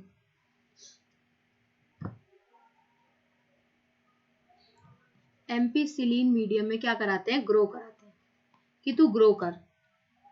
तो जब वो ग्रो करेगा एम्फीसिलीन मीडियम में बैक्टीरिया, तो उसके अंदर कुछ जिंदा रह जाएंगे, कुछ मर जाएंगे, ठीक है, ठीक है। तो हमारे जो जिंदा रह गए उनको हम क्या बोलेंगे, जस्ट अ सेकेंड, जो हमारे जिंदा रह गए उनको बोलेंगे वो ट्रांसफॉर्मेंट थे, क्योंकि उनके पास क्या प्रेजेंट था, that is a plasmid present था। प्लाज्मिड क्या होता है, एंटीबायोटिक रेजिस्टेंट जीन शो करता है ना, पता है ना कि प्लाज्मिड के पास क्या होता है, that is a antibiotic resistant gene. तो ऐसे बैक्टीरिया जो जिंदा रह जाएंगे तो वो क्या होंगे, दैट इज अ ट्रांसफॉर्मेंट, उनके पास क्या प्रेजेंट है, दैट इज प्लाज्मिड प्रेजेंट है। और जो मर जाएंगे वो कौन से होंगे, that is a non transformant, ठीक है। ऐसा क्यों होगा, क्योंकि जो हमारा प्लाज्मिड होता है that is responsible for antibiotic resistant gene. तो हमारे एम्पीसिलीन मीडियम में तो वही ग्रो कर सकेगा ना जिसके पास एंटीबायोटिक रेजिस्टेंट जीन होगी, दैट इज अ प्लाज्मिड होगा, ठीक है। फिर वो, ठीक है, क्लियर हो गया इतना, आगे देखें। तो अगर इसमें हम देखें सेलेक्टेबल मार्कर में, तो इसके अंदर क्या प्रेजेंट है, जस्ट अ सेकेंड, अगर हम सेलेक्टेबल मार्कर की बात करें तो इन ऑडिशन टू ओराई, ओराई के साथ साथ वेक्टर की रिक्वायरमेंट होती है कि वो कैसा होना चाहिए, सेलेक्टेबल मार्कर होना चाहिए, ठीक है। आइडेंटिफाई कर सके और एलिमिनेट कर सके किसे, नॉन ट्रांसफॉर्मेंट को, ठीक है, किसको एलिमिनेट कर सके, नॉन ट्रांसफॉर्मेंट, मतलब ऐसे को जिसके पास प्लाज्मिड नहीं है, ठीक है। And selectively permitting the growth of the transformant, और किसकी ग्रोथ कर सके, ट्रांसफॉर्मेंट की ग्रोथ कर सके, किसकी ग्रोथ कर सके, ऐसे की ग्रोथ कर सके जिसके पास प्लाज्मिड प्रेजेंट है। तो ट्रांसफॉर्मेशन ऐसा प्रोसेस होता है जिसमें हमें पीस ऑफ डीएनए को होस्ट ऑर्गेनिज्म में इंट्रोड्यूस करना होता है, ठीक है। जैसे यहाँ देखो लिखा हुआ है, ये देखो ट्रांसफॉर्मेशन हो रही है, ठीक है। हमने क्या किया, होस्ट ऑर्गेनिज्म के अंदर रिकॉम्बिनेंट डीएनए मॉलिक्यूल को इंट्रोड्यूस करा, तो इसी को ट्रांसफॉर्मेशन कहते हैं। तो ये ई कोलाई क्या हो गया, दैट इज अ ट्रांसफॉर्मेंट, ठीक है। तो ये जो प्रोसीजर चल रहा है, तो ये जो जीन्स है that is coding for antibiotic resistant gene, ठीक है। ऐसे जीन्स जो दैट आर रेजिस्टेंट, जो रेजिस्टेंट है किसके, एंटीबायोटिक के, कौन कौन सी एंटीबायोटिक के, एम्पीसिलीन, क्लोरफेनिकॉल, टेट्रासाइक्लिन एंड कैनामाइसिन, इन सब के अगेंस्ट रेजिस्टेंट है। सो उनको हम कंसिडर करेंगे कि वो क्या है, that are selectable marker for E coli. तो कौन होते हैं selectable marker of E coli, that are resistant to antibiotic. तो जो नॉर्मल ई कोलाई होगा उसके पास कोई भी रेजिस्टेंस नहीं होगा किसी भी एंटीबायोटिक के लिए। ठीक है, क्लियर है इतना। नेक्स्ट हम बात करें क्लोनिंग साइट की। तो इसमें क्या होता है क्लोनिंग साइट में, अगर हम क्लोनिंग साइट की बात करें, जस्ट अ सेकेंड, ठीक है, तो हमारा क्या, एक मिनट,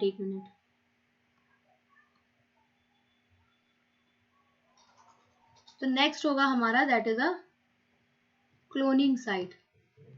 ठीक है, तो क्लोनिंग साइट में अगर हम बात करें, हमारे पास अलग अलग क्लोनिंग साइट प्रेजेंट है। तो हम बात कर रहे हैं अभी बाम H1 की। ठीक है, जिसके पास क्या है, that is a gene of interest है। ठीक है, क्या है, that is a gene of interest है। किसके लिए, एक मिनट, किसके लिए है, दैट इज बाम H1 के लिए। ठीक है, and this is a recombinant DNA. तो यहां क्या होगा, अगर हम रिकॉम्बिनेंट और नॉन रिकॉम्बिनेंट की बात करें, तो जो हमारा रिकॉम्बिनेंट डीएनए होगा, रिकॉम्बिनेंट डीएनए, एक जस्ट अ सेकेंड, जो हमारा रिकॉम्बिनेंट होगा, ठीक है, और जो नॉन रिकॉम्बिनेंट होगा, ठीक है, ये होगा हमारा नॉन रिकॉम्बिनेंट। ट्रांसफॉर्मेंट वाला समझ में आ गया कौन सा क्या होगा। तो अब हम बात कर रहे हैं रिकॉम्बिनेंट और नॉन रिकॉम्बिनेंट की। तो यहां क्या होगा, जो हमारा रिकॉम्बिनेंट होगा उसके पास जीन ऑफ इंटरेस्ट होना चाहिए। ठीक है, इस जीन ऑफ इंटरेस्ट को मैं लिख रही हूं, दैट इज आर GOI। ठीक है, तो उसके पास, रिकॉम्बिनेंट वाले के पास जीन ऑफ इंटरेस्ट होना चाहिए। ठीक है, वेयर एज नॉन रिकॉम्बिनेंट्स के पास ये जो GOI है, that is a gene of interest है, ये नहीं होगा। ठीक है, तो अगर यहाँ पे जीन ऑफ इंटरेस्ट प्रेजेंट है, किसके लिए, यहाँ पे मैंने लिखा हुआ है बाम H1 के लिए, तो यहाँ क्या प्रेजेंट है, that is a Bam H1। यहाँ क्या होगा, एक सेकेंड, यहाँ क्या होगा, ये जो बाम H1 है ये हमारा प्रेजेंट नहीं होगा। ठीक है, जब यहाँ ये प्रेजेंट नहीं है तो ये क्या करेगा,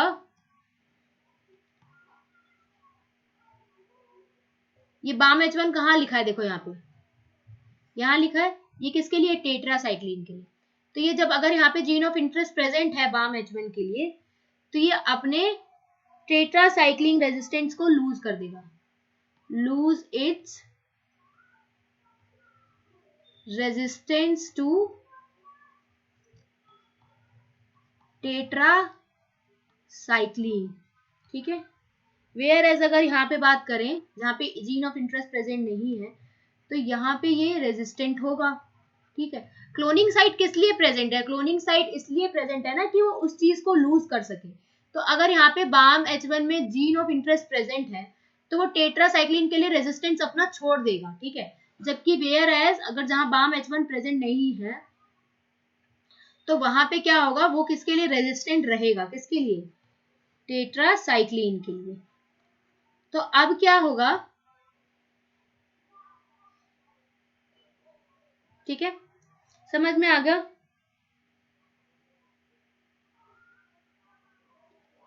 क्लियर है इतना। तो यहाँ क्या है, एक बार एनसीईआरटी पढ़ लेते हैं। In order to link the alien DNA, जब हम एलियन डीएनए के साथ लिंक करेंगे तो वेक्टर के पास कुछ रिकॉग्नाइजेशन साइट प्रेजेंट होनी चाहिए। ठीक है, जो कि किसके लिए यूज होती है, that is use for restriction enzyme. The presence of more than one recognization site, जब एक से ज्यादा रिकॉग्नाइजेशन साइट प्रेजेंट होगी किसी वेक्टर के अंदर, तो वो अलग बहुत सारे सेवरल डीएनए फ्रेगमेंट्स को जनरेट करेगा। ठीक है, जिससे हमारी जीन क्लोनिंग जो क्या है, कॉम्प्लिकेट होने लगेगी। ठीक है, ये जो हम लाइगेशन करेंगे, मतलब जोड़ेंगे एलियन डीएनए को, that is carried out by a restriction site. ठीक है, किसकी वजह से लाइगेशन होगा एलियन डीएनए का? रिस्ट्रिक्शन साइट की वजह से, जो कि कहाँ प्रेजेंट होती है? Present in one of the two antibiotic resistant gene. For example, अगर हम फॉरेन डीएनए को बाम H1 के साथ जोड़ना चाहते हैं, ठीक है, वो किसके लिए? बाम H1 किसके लिए है रेजिस्टेंट? टेट्रासाइक्लिन के लिए, जो कि किसके लिए रेजिस्टेंस है? टेट्रासाइक्लिन रेजिस्टेंट जीन है। तो यहाँ पे हमारा जो रिकॉम्बिनेंट प्लाज्मिड है वो क्या कर देगा? तो टेट्रासाइक्लिन रेजिस्टेंस को लूज कर देगा। ठीक है, यही चीज लिखी हुई है कि जो हमारा रिकॉम्बिनेंट प्लाज्मिड है वो टेट्रासाइक्लिन को रेजिस्टेंस को लूज कर देगा। रिकॉम्बिनेंट वाला कौन सा रिकॉम्बिनेंट होता है? जिसपे जीन ऑफ इंटरेस्ट प्रेजेंट होता है। ठीक है, क्योंकि वहां पे इंसर्शन होने लग जाएगी फॉरेन डीएनए की। ठीक है, but can be selected out from a non-recombinant one by plating into the transformant on the tetracycline containing medium। लेकिन क्या हम सेलेक्ट कर सकते हैं नॉन रिकॉम्बिनेंट को ट्रांसफॉर्मेंट में से निकालना? ऐसे ट्रांसफॉर्मेंट में से जहां पे टेट्रासाइक्लिन की मीडियम प्रेजेंट हो। तो जो ट्रांसफॉर्मेंट होते हैं that is growing in a ampicillin medium. ठीक है, कहां पे ग्रो कर रहे हैं? एम्पीसिलीन की मीडियम में। ठीक है, and then transferred on a medium containing a tetracycline, और इसके बाद वो ट्रांसफर कर दिए गए कौन सी मीडियम में? टेट्रासाइक्लिन की मीडियम में। तो रिकॉम्बिनेंट जो है वो सिर्फ कहाँ ग्रो करेंगे? एम्पीसिलीन में। क्यों एम्पीसिलीन में क्यों ग्रो करेंगे रिकॉम्बिनेंट? क्योंकि उन्होंने टेट्रासाइक्लिन के लिए रेजिस्टेंस छोड़ दिया है। ठीक है, इसी वजह से वो सिर्फ वही ग्रो करेंगे। Whereas but not to at containing a tetracycline. But अगर हम नॉन रिकॉम्बिनेंट की बात करें तो वो ऐसे होंगे जो कि containing the both the antibiotics. In this case antibiotic resistant gene जो होती है वो हेल्प करती है कि हम ट्रांसफॉर्मेंट को सेलेक्ट कर ले, whereas the other antibiotic resistant gene जो होती है दैट इज इनएक्टिवेटेड, जो कि इनएक्टिवेट हो जाती है किसकी वजह से? एलियन डीएनए के इंसर्शन की वजह से, और हेल्प करती है कि हम रिकॉम्बिनेंट का सिलेक्शन कर सकें। क्लियर है यहाँ पे? जैसे हम एक और बार देख लेते हैं अगर देखना है तो यहाँ पे क्या होगा? जैसे कंसिडर करो बैक्टीरिया प्रेजेंट है हमारे पास, 100 बैक्टीरिया है। ठीक है,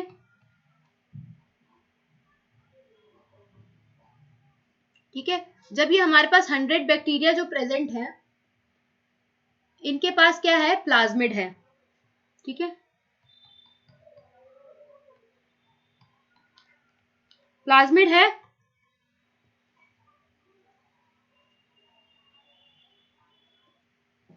जब इनके पास प्लाज्मिड है एंड दे आर, जब इन्हें हम ग्रो कर रहे हैं किसी भी एंटीबायोटिक मीडियम में, ठीक है, तो इसमें से ये अगर हमारे पास रह जाते हैं 50-50, मान लो 50 कैसे रह गए? जिंदा रह गए, और ये 50 कैसे हो गए? मर गए। तो जो हमारे जिंदा रह गए वो कैसे होंगे? उन्हें हम क्या कहेंगे? वो कैसे हैं? That are transformant. ठीक है, और ये क्या हो गए हमारे जो मर गए? नॉन ट्रांसफॉर्मेंट, क्योंकि इनके पास क्या प्रेजेंट नहीं है? प्लाज्मिड। ठीक है, तो जो हमारे जिंदा रह गए ट्रांसफॉर्मेंट वाले, वहां पे एक साइट हमने जीन ऑफ इंटरेस्ट रखा that is a Bam H1। ठीक है, जो कि किसके लिए है? टेट्रासाइक्लिन के लिए है। लिखा हुआ है ना डायग्राम में किसके लिए? टेट्रासाइक्लिन के लिए। तो जब वो हमारा टेट्रासाइक्लिन के लिए है तो कुछ हमारे जो होंगे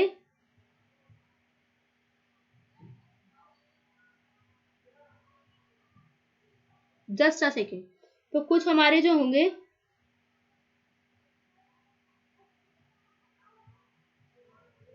टेट्रासाइक्लिन के लिए जो है, तो कुछ हमारे फिर से जिंदा रहेंगे और कुछ हमारे फिर से मर जाएंगे। तो जो हमारे जिंदा रहेंगे वो कौन से होंगे? That are non recombinant. जो चले गए वो कौन से होंगे? That are recombinant. क्यों? क्योंकि जो रिकॉम्बिनेंट है वो अपना जीन, वो अपना रेजिस्टेंट लूज कर देंगे किसके लिए? टेट्रासाइक्लिन के लिए। क्लियर है इतना?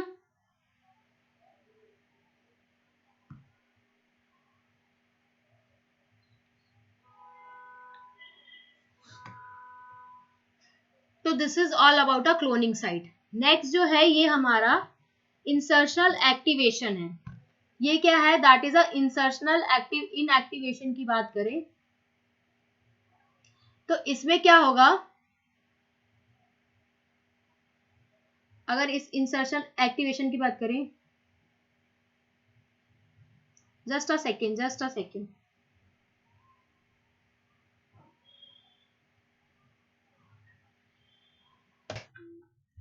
तो अगर हम ये इंसर्शनल इनएक्टिवेशन की बात करें तो इसमें क्या होता है, इसमें ये होता है कि जिसके पास जीन ऑफ इंटरेस्ट प्रेजेंट होगा, ठीक है,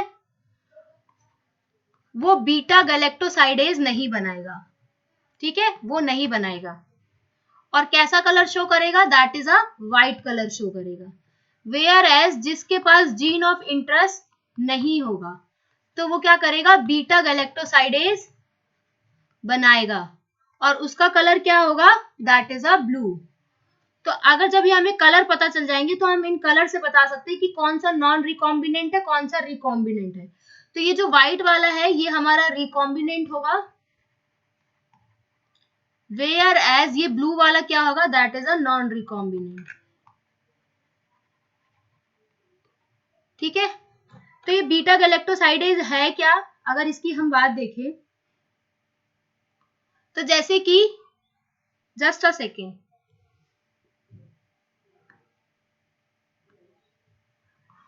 जैसे कि यहाँ पे हमारा लैक जेड प्रेजेंट है, ठीक है। ये जब लैक जेड रिमूव हो जाएगा यहाँ से और यहाँ पे आके जीन ऑफ इंटरेस्ट लग जाएगा, ये लैक जेड किसके लिए रिस्पॉन्सिबल होता है? Responsible for beta galactosidase. तो जब यहाँ पे जीन ऑफ इंटरेस्ट लग जाएगा तो हमारा बीटा गैलेक्टोसाइडेज नहीं बनाएगा और व्हाइट कलर शो करेगा। वेयर एज अगर lac Z gene of interest आके नहीं लगेगा तो ये जेड, लैक जेड जो रिस्पॉन्सिबल होता है बीटा गैलेक्टोसाइडेज के लिए, ये बनाएगा और ब्लू कलर शो करेगा, ठीक है। सो यही होता है इंसर्शनल इनएक्टिवेशन। सो इसको देख लेते हैं। That is a selection of recombinant. Recombinant का सिलेक्शन करना है किसकी वजह से? इनएक्टिवेशन ऑफ एंटीबायोटिक की वजह से। That is a cumbersome procedure because it requires a simultaneous plating on two plate जिसमें अलग अलग एंटीबायोटिक होनी चाहिए।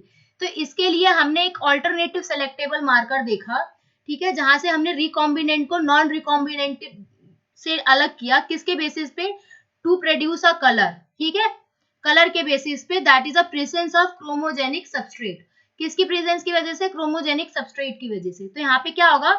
जो रिकॉम्बिनेंट डीएनए होगा वो इंसर्टेड हो जाएगा कहाँ पे? कोडिंग सीक्वेंस के साथ। कौन से एंजाइम के लिए? बीटा गैलेक्टोसाइडेज के लिए। जिसकी वजह से क्या होने लगेगा? इनएक्टिवेशन होने लगेगा जीन का, जो कि सिंथेसाइज करेगा इस एंजाइम को, जिसे हम इंसर्शनल इनएक्टिवेशन कहते हैं। The presence of chromogenic substrate, अगर वो हमारा ब्लू कलर देता है, ब्लू कलर की क्लोनोइज देता है, तो हमें पता चल जाएगा कि जो प्लाज्मिड है इन द बैक्टीरिया वो वहां पे जाके इंसर्ट नहीं हुआ। कौन? That is a gene of interest. Whereas plasmid अगर जाके इंसर्ट नहीं हुआ तो क्या हुआ? That is a non recombinant. Whereas अगर प्रेजेंस ऑफ इंसर्ट, अगर इंसर्ट हो जाता है इंसर्शनल इनएक्टिवेशन के साथ बीटा गैलेक्टोसाइडेज जीन में, तो क्लोनीज जो है वो कोई कलर प्रोड्यूस नहीं करेंगी। जब कोई कलर प्रोड्यूस नहीं करेंगी तो उनको हम क्या कहेंगे? That is known as recombinant clones, ठीक है। दैट इज नेक्स्ट टॉपिक है vectors for cloning gene in a plants और एनिमल्स। तो कौन कौन से वेक्टर्स रिक्वायर्ड होते हैं? तो यहाँ पे अगर हम वेक्टर की बात करें तो यहाँ पे एग्रोबैक्टीरियम ट्यूमिफिकेशन रिक्वायर्ड होता है, जो कि एक तरीके का पैथोजन है। किसके लिए? बहुत सारे डाइकोट प्लांट के लिए, जो कि क्या करता है? That is deliver a piece of DNA, जिसे हम टीडीएनए कहते हैं, जो कि क्या करेगा? नॉर्मल प्लांट सेल को ट्यूमर में कन्वर्ट कर देगा। और ये जो ट्यूमर सेल्स हैं ये बहुत सारा केमिकल प्रोड्यूस करेंगी, that is required by the pathogen. Similarly अगर हमें एनिमल्स में देखना हो तो कौन से वेक्टर क्लोनिंग जीन होंगे? दैट इज रेट्रोवायरस देखने को मिलेंगे एनिमल्स में, जिनके पास ये एबिलिटी होती है कि वो नॉर्मल सेल को ट्रांसफॉर्म कर देते हैं किसमें? कैंसरस सेल्स में, ठीक है। नेक्स्ट अगर हम देखें तो ये जो हमारा ट्यूमर इंड्यूसिंग टीआई प्लाज्मिड होता है, किसका? That is a Agrobacterium tumefaciens का, ठीक है। ये टीआई क्या है? That is a tumour inducing plasmid has now been modified into a cloning vector, जिसे हम क्लोनिंग वेक्टर की तरह भी यूज करते हैं, जो कि क्या है? That is no more pathogenic to plant, जो कि प्लांट के लिए पैथोजेनिक नहीं है, ठीक है। नेक्स्ट अगर हम बात करें रेट्रोवायरस की, सिमिलरली रेट्रोवायरस जो है have also been disarmed and now are used to as deliver are desirable genes into animal cells. ठीक है, तो रेट्रोवायरस जो है वो भी अब डिसआर्म्ड है, जो कि हम यूज कर सकते हैं ताकि वो डिलीवर कर सके desirable genes to the cell. कहाँ पे? एनिमल सेल्स में। पता चल गया प्लांट्स के लिए होता है एग्रोबैक्टीरियम ट्यूमिफेशियन। दूसरी बात, वही अगर हम बात करें एनिमल्स की, तो एनिमल्स के लिए होता है retrovirus. So once a gene और अ डीएनए फ्रेगमेंट जो होता है लाइगेट हो जाएगा सुटेबल वेक्टर के साथ, फिर इसके बाद वो ट्रांसफर हो जाएगा बैक्टीरियल प्लांट और एनिमल होस्ट में, जहां से वो जाके मल्टीप्लाई होने लगेगा। ठीक है, नेक्स्ट जो है हमारा that is a competent host, जो कि ट्रांसफॉर्मेशन के लिए होता है रिकॉम्बिनेंट डीएनए। तो हमारा जो डीएनए होता है that is a hydrophilic molecule. DNA क्या होता है? हाइड्रोफिलिक मॉलिक्यूल होता है और वो सेल मेम्ब्रेन से पास नहीं हो सकता। ठीक है, in order to force a bacteria to take up the plasmid, कि बैक्टीरिया जो है वो प्लाज्मिड को टेक अप कर सके, तो बैक्टीरियल सेल को जो है पहले कॉम्पिटेंट होना होगा to take up the DNA. So इसके लिए क्या करना पड़ता है? This is done by creating a specific concentration. एक स्पेसिफिक कंसंट्रेशन क्रिएट करनी पड़ेगी, उसके साथ इसे ट्रीट करना पड़ेगा। वो स्पेसिफिक कंसंट्रेशन में क्या होगा? That is a divalent cation होगा। किसका? कैल्शियम का। That is a calcium 2+। ठीक है, that is a divalent cation, calcium 2+। ठीक है, ये 2 है इसीलिए डाइवेलेंट लिखा है, जो कि एफिशिएंसी बढ़ा देगा डीएनए की और डीएनए को एंटर कर देगा कहां? बैक्टीरिया के अंदर। किसकी वजह से? सेल वॉल के पोर्स की वजह से। ये रिकॉम्बिनेंट डीएनए है, इसके बाद फोर्स किया जाएगा कि सेल्स के अंदर जाए और इंक्यूबेट करे सेल्स को। किसके साथ? रिकॉम्बिनेंट डीएनए के साथ। कहां पर? आइस पे। आइस पे करने के बाद that is followed by a briefly at 42 degree Celsius. Ice पे रखने के बाद उसे फिर 42 डिग्री सेल्सियस पे रखना है, एक हीट शॉक देना है। ठीक है, और फिर से उसे आइस पे रखना है। ठीक है, जिसकी वजह से बैक्टीरिया है वो क्या कर लेगा? That enables the bacteria to take up the recombinant DNA, और फिर वो बैक्टीरिया रिकॉम्बिनेंट डीएनए को ले लेगा। This is not only the way to introduce a alien DNA into the host cell. ये सिर्फ इकलौता ऐसा तरीका नहीं है जिससे हम एलियन डीएनए को होस्ट सेल्स में डाल सकते हैं। इसके अलावा एक और मेथड होता है जिसे हम माइक्रो इंजेक्शन कहते हैं, जिसमें रिकॉम्बिनेंट डीएनए को डायरेक्ट हम इंजेक्ट कर सकते हैं न्यूक्लियस के अंदर, एनिमल सेल की न्यूक्लियस के अंदर डाल सकते हैं। किसे? रिकॉम्बिनेंट डीएनए को। इसके अलावा एक और मेथड होता है जो कि प्लांट्स के लिए होता है, जिसमें सेल्स को क्या करना होता है? बॉम्बार्डमेंट करनी होती है एक हाई वेलोसिटी के साथ। ठीक है, जिसमें माइक्रो पार्टिकल्स प्रेजेंट होते हैं। किसके? गोल्ड और टंगस्टन के। ठीक है, जब हम सेल्स को बॉम्बार्ड करेंगे एक हाई वेलोसिटी माइक्रो पार्टिकल्स के साथ, जो कि किसके होते हैं? गोल्ड और टंगस्टन के होते हैं, that is coated with a DNA. इस मेथड को हम क्या कहते हैं? That is a biologistic and gene gun. ठीक है, माइक्रो इंजेक्शन किसके लिए है? एनिमल सेल के लिए। प्लांट्स के लिए क्या है? That is a biologist and a gene gun. ठीक है, एंड द लास्ट मेथड जो है जिसमें हम डिसआर्म्ड पैथोजन वेक्टर यूज करते हैं, which when allowed to infect the cell, जो कि सेल को इन्फेक्ट करेंगे और रिकॉम्बिनेंट डीएनए को ट्रांसफर कर देंगे इनटू द होस्ट। तो यहाँ पे हमने क्या देखा? यहाँ पे हमने प्लांट्स के लिए देखा दैट इज अ बायोलिस्टिक और gene gun method, whereas animals के लिए क्या हुआ?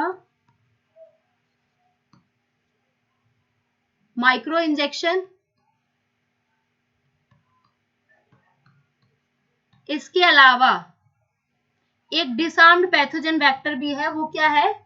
That is a modified TI plasmid. अभी हमने पढ़ा था ना। ठीक है, so this is all about a competent host, ताकि ट्रांसफॉर्मेशन हो सके रिकॉम्बिनेंट डीएनए की।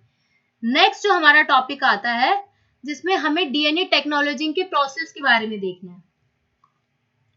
तो अगर हम इसकी बात करें तो इसमें क्या प्रेजेंट होता है? Recombinant DNA technology involves a several steps in specific sequence. एक सीक्वेंस में प्रेजेंट होते हैं, जैसे डीएनए का आइसोलेशन करना, फिर फ्रेगमेंटेशन करना डीएनए का with the help of restriction endonuclease की वजह से, मतलब फ्रेगमेंट करना डीएनए को। एंडोन्यूक्लियस मतलब बीच से काट देना, डीएनए के फ्रेगमेंट्स बना देना।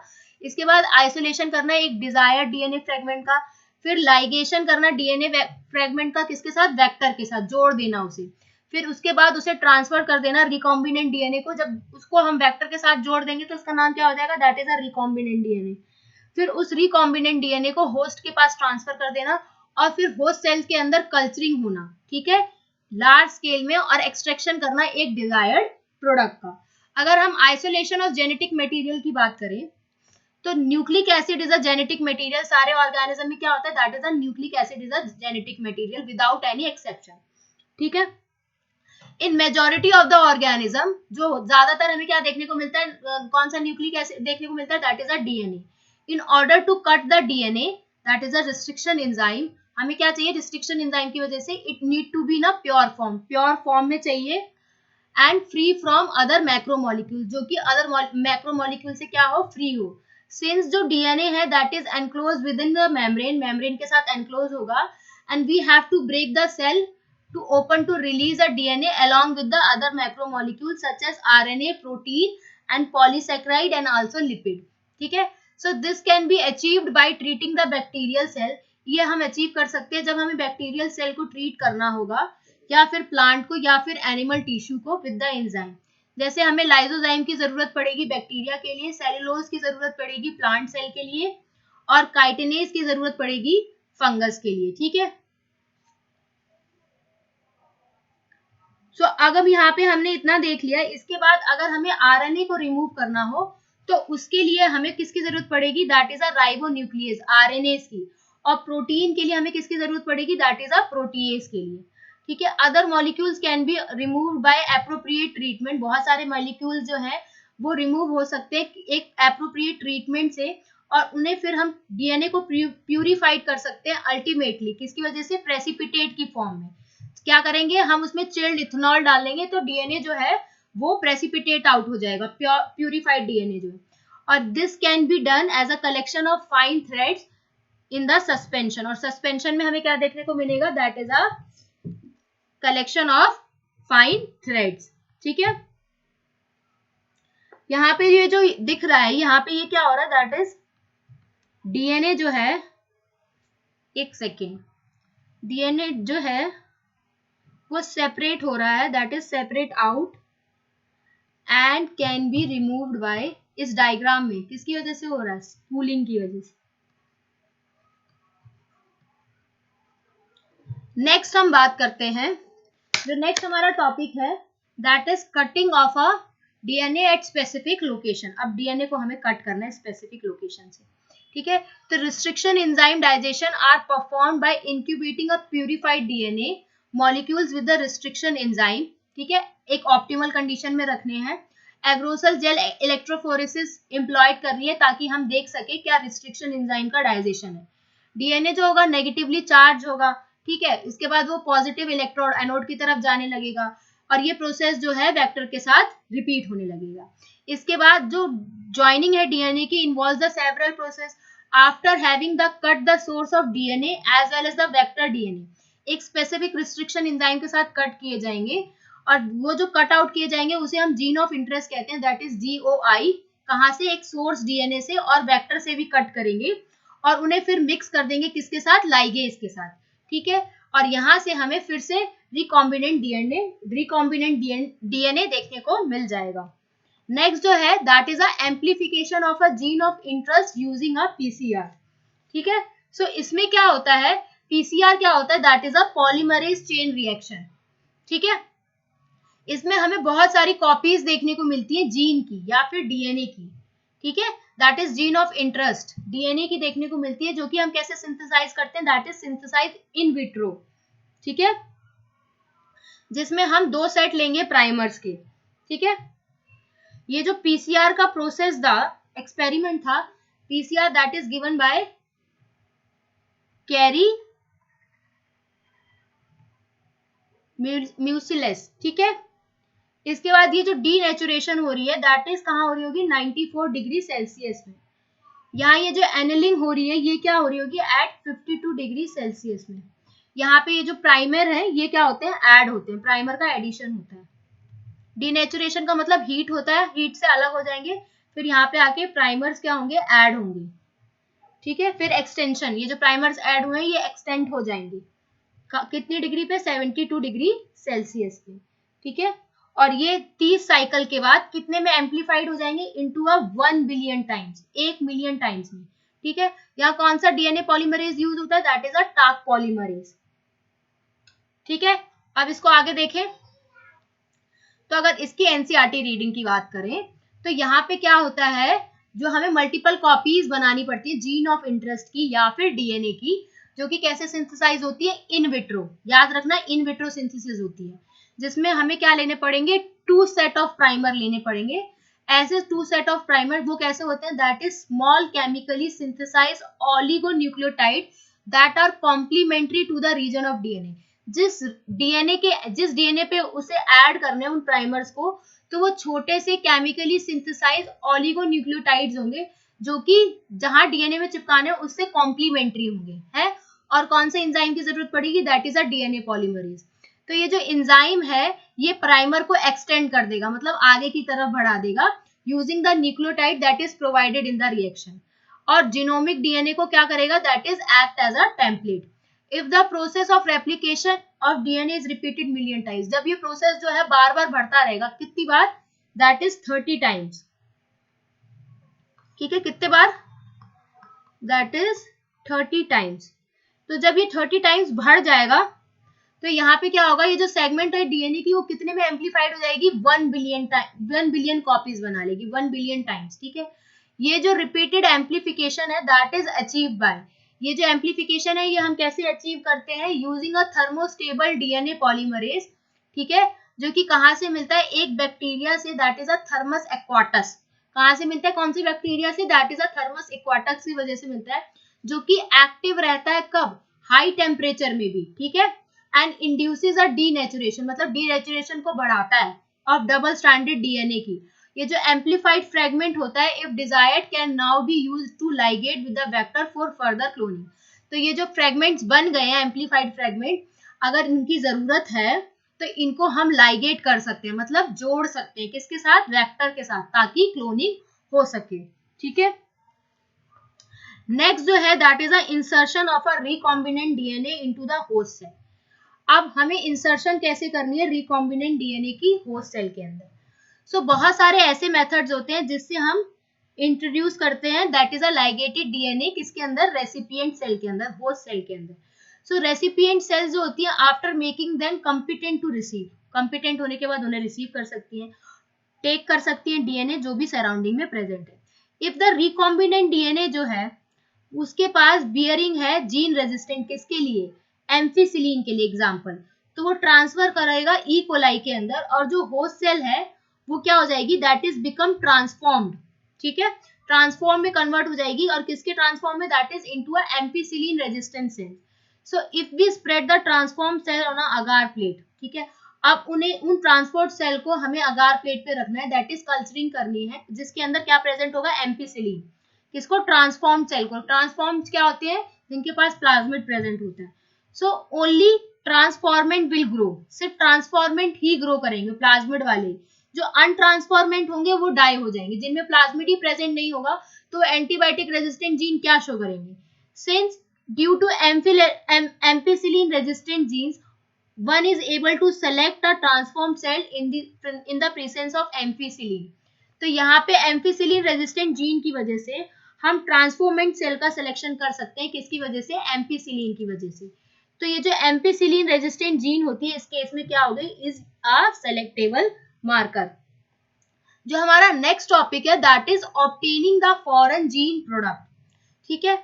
सो ये क्या होता है, जब हमें किसी भी एलियन पीस ऑफ डीएनए को क्लोनिंग वेक्टर के साथ इंसर्ट करना है, जोड़ना है, फिर उसे ट्रांसफर कर देना है, किसके अंदर, बैक्टीरिया के अंदर, प्लांट के अंदर, या फिर एनिमल सेल के अंदर, जहां पे जाके जो हमारा एलियन डीएनए है वो मल्टीप्लाई होगा। ये अभी तक हम बार बार कितनी बार पढ़ चुके हैं, अब तक तो याद हो जाना चाहिए। So in almost all recombinant technology हमारा अल्टीमेट एम क्या था, कि एक डिजायरेबल प्रोटीन प्रोड्यूस कर सके, ठीक है।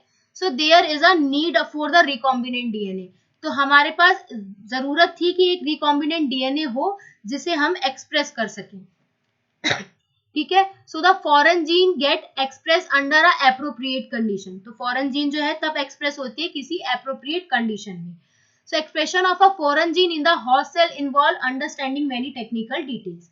After having cloned the gene of interest and having optimized the condition to induce the expression of the target protein, one has to consider producing on a large scale. ठीक है, gene of interest की cloning करने के बाद, एक optimising condition देने के बाद, और हमें इंड्यूस करना है कि जो टारगेट प्रोटीन का एक्सप्रेशन है वो एक्सप्रेस हो सके, इंड्यूस हो सके, और उसे हम प्रोड्यूस कर सके लार्ज स्केल में. ठीक है, तो उसके लिए if any protein encoding gene जो हमें एक्सप्रेस करनी है हेट्रोलोगस होस्ट के अंदर, तो उसे हम रिकॉम्बिनेंट प्रोटीन कहेंगे. ये जो सेल्स है, that is cells harboring cloning gene of interest may be grown in a small scale in the industry. तो ऐसी सेल्स जिनके पास clone gene of interest present है वो सिर्फ ग्रो कर सकती है स्मॉल स्केल में किसी लेबोरेटरी के अंदर. ठीक है, द कल्चर में B use for extracting the desired protein. ये जो कल्चर होता है इसे हमें यूज करना होता है ताकि हम डिजायर्ड प्रोटीन को एक्सट्रैक्ट कर सके, प्यूरिफाई कर सके by using a different technique. ठीक है, The cells can also multiply in a continuous culture system. इसके बाद जो सेल्स होती हैं उन्हें हम मल्टीप्लाई कर सकते हैं कौन से, किसके अंदर, कंटिन्यूअस कल्चर सिस्टम में. जस्ट अ सेकेंड, इसको अंडरलाइन करो दूसरे हाइलाइटर से. किसके अंदर मल्टीप्लाई कर सकते हैं, कॉन्टिन्यूअस कल्चर सिस्टम के अंदर. इसमें क्या होता है कॉन्टिन्यूअस कल्चर सिस्टम की अगर हम बात करें, इसके अंदर मीडियम जो होता है that is drain out from a one side. एक साइड से क्या होता है, मीडियम जो है बाहर निकलता रहता है. जस्ट अ सेकेंड, एक साइड से क्या होगा, मीडियम जो है वो बाहर निकलता रहेगा और दूसरी साइड से फ्रेश मीडियम जो है वो ऐड होता रहेगा ताकि जो सेल है वो मेंटेन कर सके एक फिजियोलॉजिकली मोस्ट एक्टिव और एक्सपोनेंशियल फेज. ठीक है, तो क्या होगा, कॉन्टिन्यूअस कल्चर सिस्टम में एक साइड से सारा मीडियम निकलता रहेगा, दूसरी साइड से फ्रेश मीडियम ऐड होता रहेगा. ये जो टाइप ऑफ कल्चरिंग होती है that is produces a large biomass leading to higher yield of desired protein. तो इस कल्चर continuous कल्चर सिस्टम से हम बहुत ज्यादा अमाउंट ऑफ बायोमास प्रोड्यूस कर सकते हैं of higher yield of desired protein का. ठीक है, अगर हम स्मॉल वॉल्यूम कल्चर्स की बात करें तो that can not be yard appreciable quantities for the product. तो अगर हमें लार्ज क्वांटिटीज प्रोड्यूस करनी है तो हमें डेवलपमेंट करनी पड़ी किसकी, बायोरिएक्टर्स की, जिनका कितना वॉल्यूम था, that is 100 to 1000 litre of culture हम इसमें प्रोसेस कर सकते हैं जब हमें रिक्वायरमेंट हो. तो बायोरिएक्टर जो होते हैं that is a thought of a vessel, एक वेसल की तरह होते हैं जिसके अंदर रॉ मटेरियल को बायोलॉजिकली कन्वर्ट करना पड़ता है एक स्पेसिफिक प्रोडक्ट के अंदर. ठीक है, रॉ मटेरियल को किस में कन्वर्ट कर देंगे, एक स्पेसिफिक प्रोडक्ट के अंदर कन्वर्ट कर देंगे, और इंडिविजुअल एंजाइम्स भी प्रेजेंट होते हैं using a microbial plant, animal and human cell. So यहाँ पे एक बायोरिएक्टर जो होता है that is provided the optimal growth for achieving the desired product by providing the optimum growth condition. एक ऑप्टिमम ग्रोथ कंडीशन कौन कौन सी डिजायर्ड प्रोडक्ट के लिए क्या क्या कंडीशन की रिक्वायरमेंट होती है, that is a temperature, pH, substrate, salt, vitamin and oxygen. ये पता होने चाहिए कौन कौन सी रिक्वायरमेंट है. टेम्परेचर की है, पीएच की है, सबस्ट्रेट की है, सॉल्ट की है, विटामिन की है, ऑक्सीजन की है. ठीक है, सो ये हमारे बायोरिएक्टर्स प्रेजेंट है, ये हमारा सिंपल वन प्रेजेंट है and this is a sparged stirred tank. ये जो प्रेजेंट है that is for acid base ताकि यहाँ से हमारा पीएच कंट्रोल हो सके. ये स्टीम के लिए, स्टरलाइजेशन के लिए. दिस इज अ मोटर, ये फोम ब्रेकर है and this is a bladed impeller है. यहाँ पे कल्चर की फ्रॉथ होती है यहाँ पे round, and this is a sterile air के लिए. ठीक है, सबसे ज्यादा मोस्ट कॉमनली बायोरिएक्टर है that is a steering type. ठीक है, इसमें क्या होता है, यहाँ पे ये जो गैस होती है वो सरफेस एरिया को इंक्रीज कर देती है ताकि ऑक्सीजन का ट्रांसफर हो सके. ठीक है, ये जो बबल्स फॉर्म हो रहे हैं ये इंक्रीज कर देते हैं ताकि ऑक्सीजन जो है अच्छी तरीके से ट्रांसफर हो सके. ठीक है,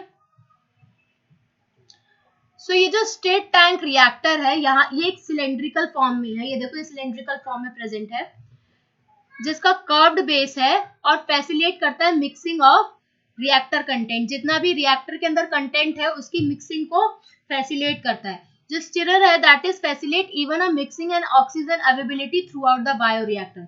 तो बायोरिएक्टर के अंदर कितनी इवन मिक्सिंग हो सकती है, कितनी ऑक्सीजन की अवेलेबिलिटी है उसकी भी थ्रू आउट मिक्सिंग करता है. ठीक है, ऑल्टरनेटिवली अगर दूसरी बात करें तो air can be bubbled through the reactor. Air जो है that can be bubbled out through the reactor. अगर हम फिगर देखें, दैट इज बायोरिएक्टर के पास एक एजिटेटर सिस्टम है, ठीक है, क्या है, that is a agitator system है, एक ऑक्सीजन डिलीवरी सिस्टम है और एक फोम कंट्रोलिंग सिस्टम है, एक टेम्परेचर कंट्रोलिंग सिस्टम है और एक पीएच कंट्रोलिंग सिस्टम है एंड सैम्पलिंग पोर्ट प्रेजेंट है, so that small volume of the culture can be withdrawn periodically. ताकि सैम्पलिंग पॉट किस लिए प्रेजेंट है, ताकि छोटे छोटे वॉल्यूम्स में हम कल्चर को निकाल सके पीरियोडिकली, मतलब जब भी हमें जरूरत हो। तो इसके बायोरिएक्टर्स के अंदर क्या क्या प्रेजेंट है, अगर हम देखें, एक एजिटेटर सिस्टम है, oxygen delivery, foam control system, temperature control system, pH control system, sampling port, ठीक है। अगर कोई पूछे सैम्पलिंग पोर्ट क्यों है, दैट इज ताकि हम छोटे छोटे वॉल्यूम्स को, कल्चर्स को निकाल सकें जब भी हमें जरूरत हो पीरियोडिकली, ठीक है। After completion of the biosynthetic stage, जब ये बायोसिंथेटिक की स्टेज कंप्लीट हो जाती है तो जो प्रोडक्ट होता है उसको सब्जेक्ट करना होता है through the series of process, ठीक है। तो जो प्रोडक्ट है उसको बहुत सारे series of process, biosynthetic phase stage खत्म हो जाने के बाद प्रोडक्ट को बहुत सारे सीरीज ऑफ प्रोसेस से गो थ्रू करना पड़ता है जब मार्केट में उसे रिलीज होना होता है एज अ फिनिश प्रोडक्ट, ठीक है। मार्केट में रिलीज होने से पहले प्रोडक्ट को बहुत सारे और प्रोसेस के थ्रू जाना पड़ता है।